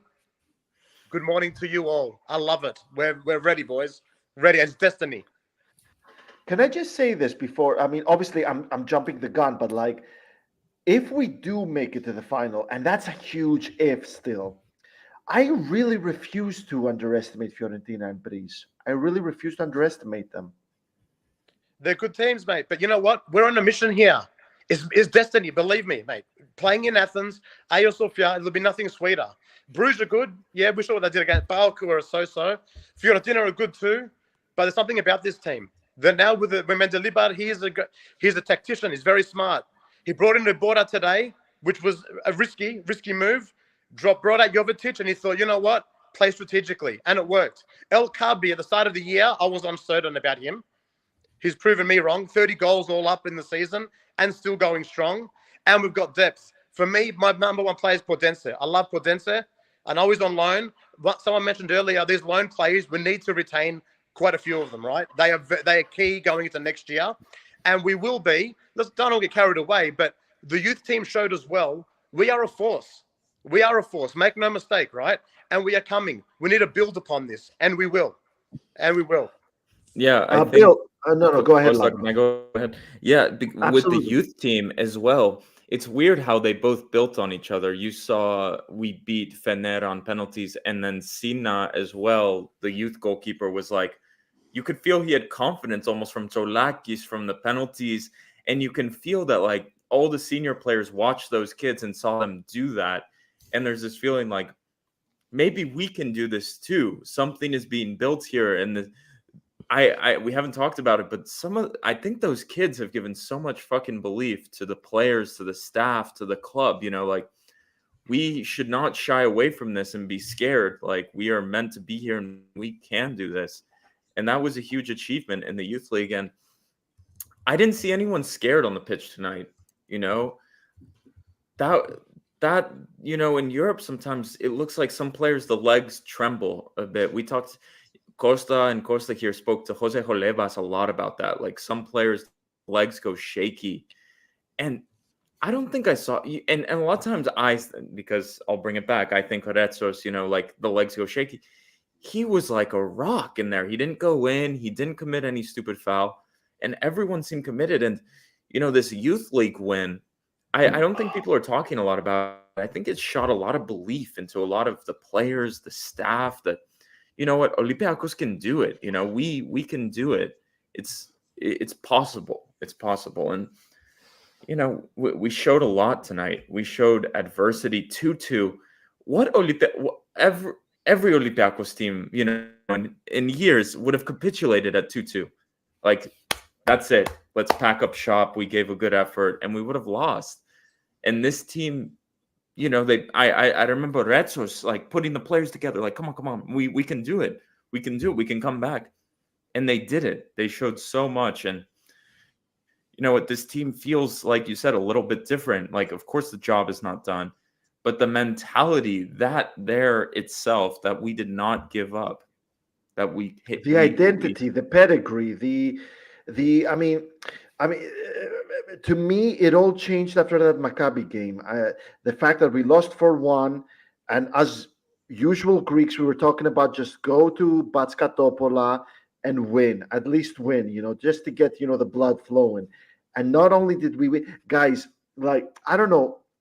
I don't know how to explain this to you, but like having covered the Premier League for 14 years on and off, 9 years full time.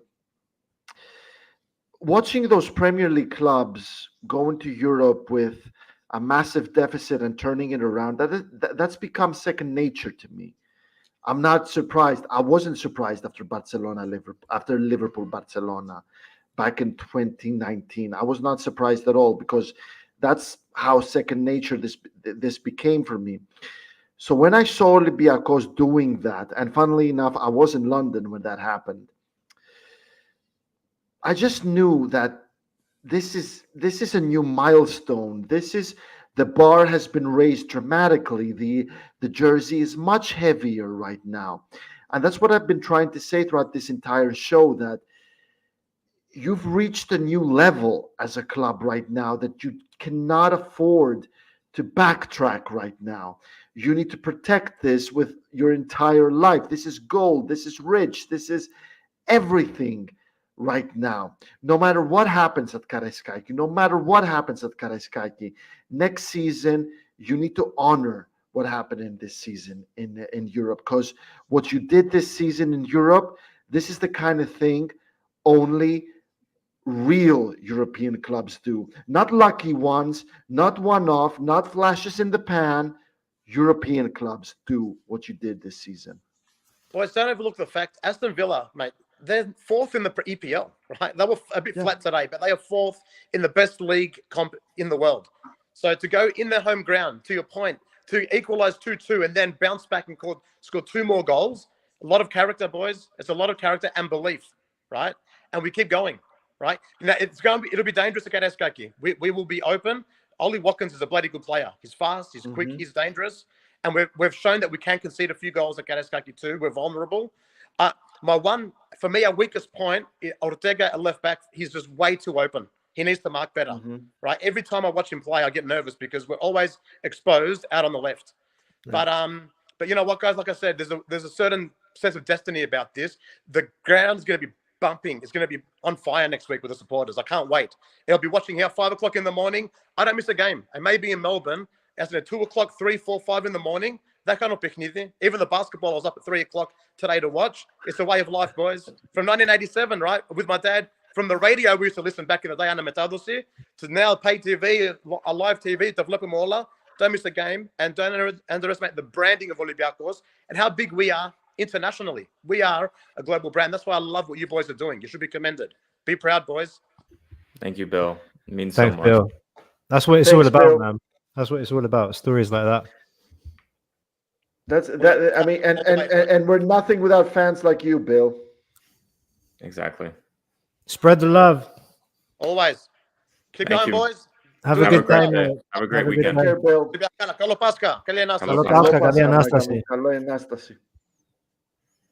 Man, what a night. 2 hours. One of the long ones, and we're not crying, after a big loss. So it feels good.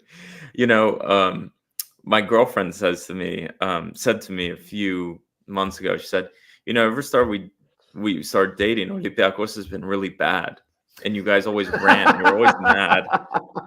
It's like, I've never seen you guys so happy. You guys are never happy on the podcast. And, to see so many people happy and, us laughing and joking and the comment, it means a lot, because, of course there's tough moments with Olympiacos, but I have so many fond memories of excitement and happiness. And this is one that I will remember forever. So whatever happens next week, I want to win, but tonight means a lot.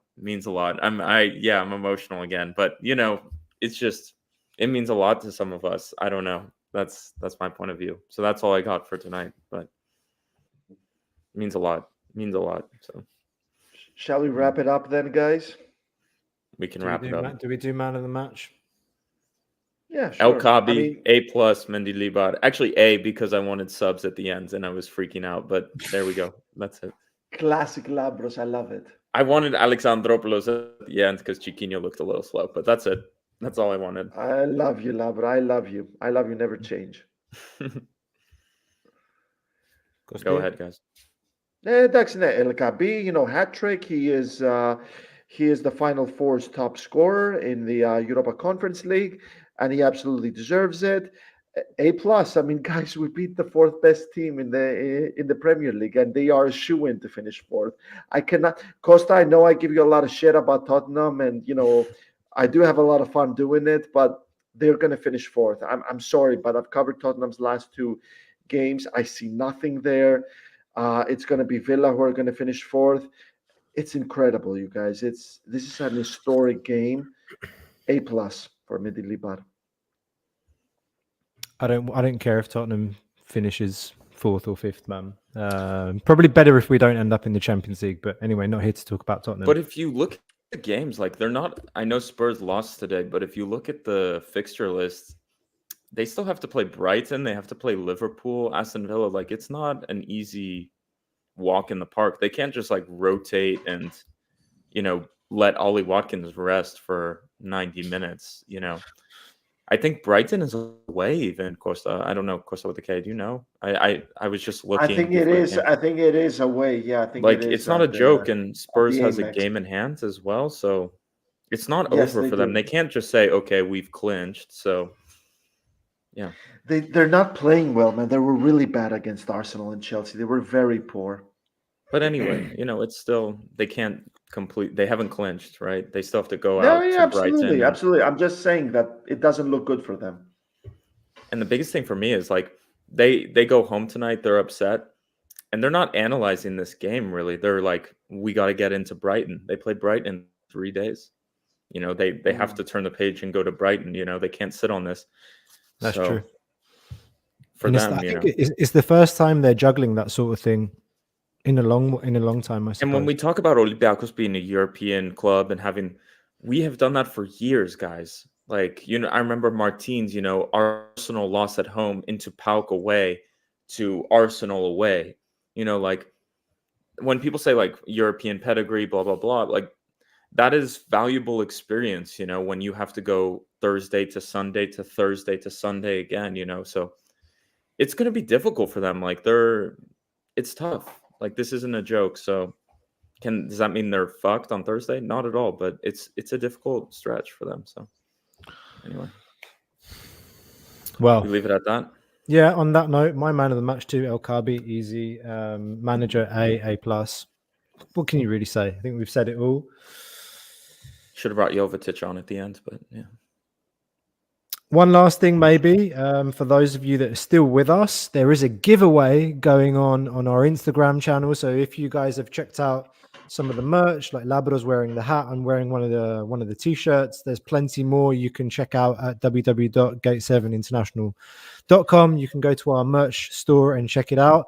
But you can also go onto our Instagram and see one of the pinned posts that clearly says giveaway. We are giving away one of our jackets and one of those hats. Labra, if you want to show the hat one more time for everybody watching, you can enter the giveaway if you go to our Instagram right now and follow the instructions for entering that giveaway. And I think that's all we have time for, ladies and gentlemen. It's been an absolutely wonderful night. Thrilos do the double in the basketball. It's 2-2 in the series. It goes back to Barcelona in a couple of days, and Thrilos can become the first team to win a Game 5 away from home and go into the Final Four. Absolute demolition job at the Peace and Friendship Stadium, plus 30 game against Barcelona. Let's go and take that one home. Big night in football. We've been going over 2 hours tonight, and what more is there to say? We broke our record, 651 people watching us live.